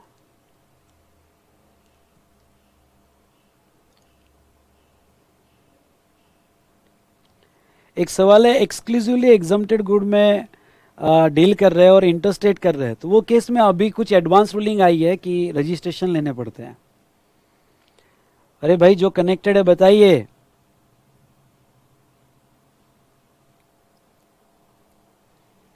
चलो, इस तरह से जीएसटी के सारे चैप्टर्स का हमने रिवीजन कंप्लीट किया। अगर ये सेशन कोई फर्स्ट टाइम देख रहा होगा तो मैं बस इतना ही कहना चाहूँगा कि यहाँ पे मेरा लेक्चर जो 00 है वो ज़रूर देखिए। साथ साथ में मैंने वी स्मार्ट एकेडमी के चैनल पे एक वीडियो डाला हुआ है कि आपको कंप्लीट प्लेलिस्ट चाहिए या इसका मटेरियल चाहिए तो कैसे मिलेगा, जिसका नाम है बिग गिव अवे। जो गिव अवे हम दे रहे हैं तो वो ये सारे सब्जेक्ट के रिवीजन हमने आपको यहाँ पे गिव अवे स्कीम में दिए हैं। तो मैं बस इतना ही कहना चाहूँगा कि वो भी वीडियो आप ज़रूर देखिएगा, तो आपको यहाँ पे नोट्स कैसे डाउनलोड करना है, क्या करना है, ये सारी डिटेल्स मैंने आपको ऑलरेडी दी है। ठीक है, अब बेटा मैं आपको ये कहना चाहूँगा कि जब आप क्वेश्चनर पढ़ोगे तो क्वेश्चनर में इम्पॉर्टेंट क्वेश्चंस के मतलब ICAI मटेरियल के क्वेश्चंस या RTP मॉक टेस्ट पेपर के क्वेश्चन, तो पहला RTP मॉक टेस्ट पेपर, दूसरा ICAI मटेरियल के क्वेश्चन और तीसरा एग्जामिनेशन क्वेश्चंस, ये देख के जाओ, वही इंपॉर्टेंट क्वेश्चन है। बाकी आपको पढ़ना है पढ़ो, बाकी फ्लो में लेना है लो, ठीक है, ये आपकी मर्जी। दूसरा मैं आपको ये कहना चाहूँगा, यहाँ पे ध्यान से सुनिएगा, दूसरा मैं आपको ये कहना चाहूँगा कि मैं ट्राई करूँगा, प्लीज़ व्हाट्सअप मत करना, ना इंस्टा करना, ओके, नो डाउट आपको इंस्टा ज्वाइन करना है तो आप ज्वाइन करके रखो, पर अभी सोशल मीडिया से दूर रहो। मेरा पर्सनल इंस्टा है CA_Vishal_भट्टड़, ठीक है, आप ज्वाइन कर सकते हो, ये मेरा पर्सनल इंस्टा है।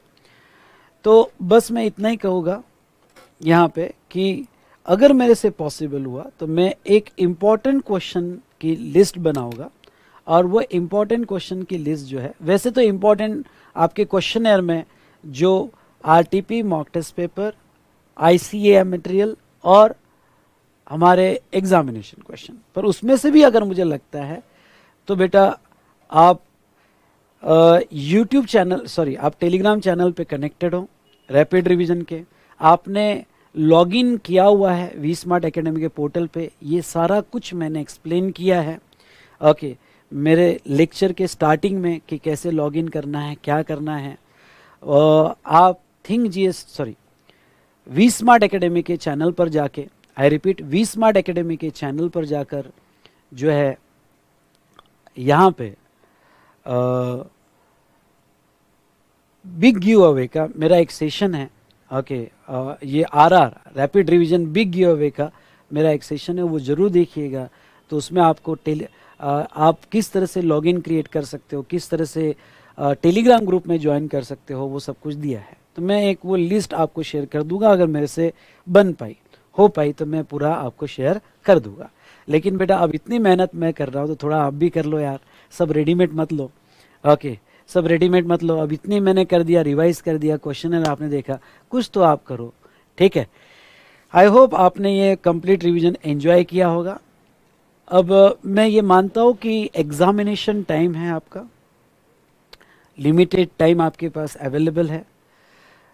आने वाले टाइम में मैं आपको इतना ही कहूँगा कि यहाँ पूरा टोटली जो है अपने आप को झोंक दो। 10 से 12 घंटे का जो टाइम है पूरा पूरा यूटिलाइज करो। साथ साथ में आपको टेंशन भी आ सकता है, एंजाइटी भी हो सकती है, लेकिन मैं आपको एक लाइन कहना चाहूँगा, टेंशन उसको ही आता है जो अपने फ्यूचर के बारे में कॉन्शियस होता है। जो अपने फ्यूचर के बारे में कॉन्शियस नहीं होता है उसको कभी टेंशन नहीं आता है। और मैं आपको ये कह देता हूँ कि हमारी जो मेहनत है जो हम कर रहे हैं, ओके, वही हमें आगे बढ़ाती है। गलती से आप एक दिन पहले पढ़ लिया और वो एग्ज़ाम में आ गया, पास हो जाओगे, लेकिन फ्यूचर में इसका कोई बेनिफिट नहीं मिलता है। हम जो मेहनत कर रहे हैं उसका ही हमें फ़ायदा मिलता है। इसलिए अगर आपको टेंशन आता है, आपको एंजाइटी हो रही है, ऐसा लग रहा है कि यार पढ़ाई में टाइम जा रहा है, तो आपने आपको ये भी समझाओ कि बस 1 या 1.5 महीना है, इतना कर ले बॉस, इतनी एक बड़ी जंप मार ले। ये जंप मारे तो फ्यूचर जो है आपका, इंटर अगर आप पास हो गए, ओके, तो नो डाउट आपने एक बड़ी स्टेप ले ली, बस फाइनली बाकी है। और बेटा यहाँ पे ये है कि सीए कोर्स मैं कहता हूँ आपका कि अगर आप पास हो गए तो आपकी फाइनेंशियल लाइफ तो वो स्टेबल कर देगा। हाँ, अब क्या है, पैसे कमाने की लिमिट नहीं है, लेकिन हाँ बेसिक लिमिट जो एक फाइनेंशियल हमारी होती है वो यहाँ पे आपकी जो है सीए बनकर, सीएमए बनकर, या आप सीएस कर रहे हो बनकर, वो तो आपका प्रॉब्लम रिजॉल्व हो जाएगा। व्हाट यू रीड में भी अभी 1.5 महीना मेरी रिक्वेस्ट है कि सोशल मीडिया से दूर रहो। ओके, जो अभी करंट इश्यूज चालू है बेटा वो चलते रहेंगे। मैं आपको इतना ही कहूँगा कि वो चलते रहेंगे। अभी जैसा पेपर इवैल्यूएशन पे या बहुत सारे जो इश्यूज चालू है उससे हमें डाइवर्ट नहीं होना है। हमारा टारगेट कोई 40 मार्क नहीं है, हमारा टारगेट 80 पार है, इस बार 80 पार।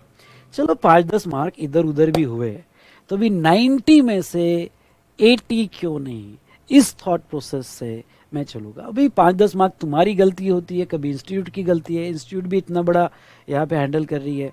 No doubt evaluation mechanism okay improve होना चाहिए, और मैं भी स्ट्रॉन्ग फेवर में हूँ उसके कि होना चाहिए। भाई एक स्टूडेंट का नुकसान भी जो है वो नुकसान ही है, और वो स्टूडेंट की लाइफ स्टेक पे है और वो होना चाहिए। और मैं बिल्कुल स्टूडेंट के फेवर में हूँ और मैं स्टूडेंट को सपोर्ट करता हूँ।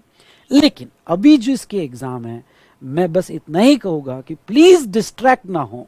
आई रिपीट, प्लीज़ डिस्ट्रैक्ट ना हो, क्योंकि ये चीज़ें कोई अभी महीने भर में बदलनी नहीं है, इसको टाइम लगता है। आप अपनी मेहनत जारी रखिएगा और आप बस यही सोचिएगा कि इस बार 80 पार। और अगर ऐसी कुछ सिचुएशन होती है कि भाई गलतियां होती है, तो अगर होती है तो चलो ठीक है, 90 में से 80 क्यों नहीं, इस थॉट पे आगे बढ़िएगा। सो दोस्तों, एक लंबी सांस लो और कहो जो भी हुआ अच्छा हुआ, जो भी होगा बहुत अच्छा होगा, आए हम कुछ अच्छा करने। और इस बार 80 पार, आने वाला अटेम्प्ट आपका होगा। Thank you to all of you.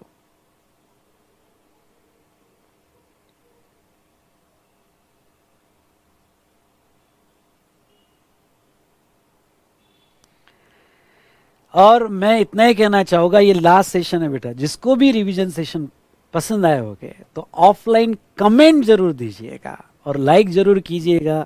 Okay बेटा, मेरे लिए नहीं, मैं तो 18 साल से पढ़ा रहा हूँ और मुझे पता है मेरा नॉलेज क्या है, लेकिन हाँ आप किसी और स्टूडेंट का फ़ायदा करवाने चाहते हो तो अभी का ज़माना लाइक पे है, कमेंट्स पे है, इसलिए आपकी कमेंट्स उनको हेल्प करेगी। Thank you to all of you, thank you so much बेटा, थैंक यू सो मच।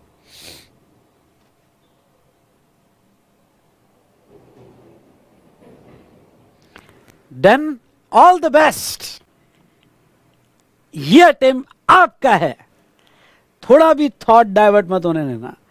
जब तक आखिरी पेपर का आखिरी वर्ड नहीं लिखते हो तब तक आपको कुछ और नहीं सोचना है, बस यही सोचना है कि मैं तो पास होके रहूंगा। Thank you.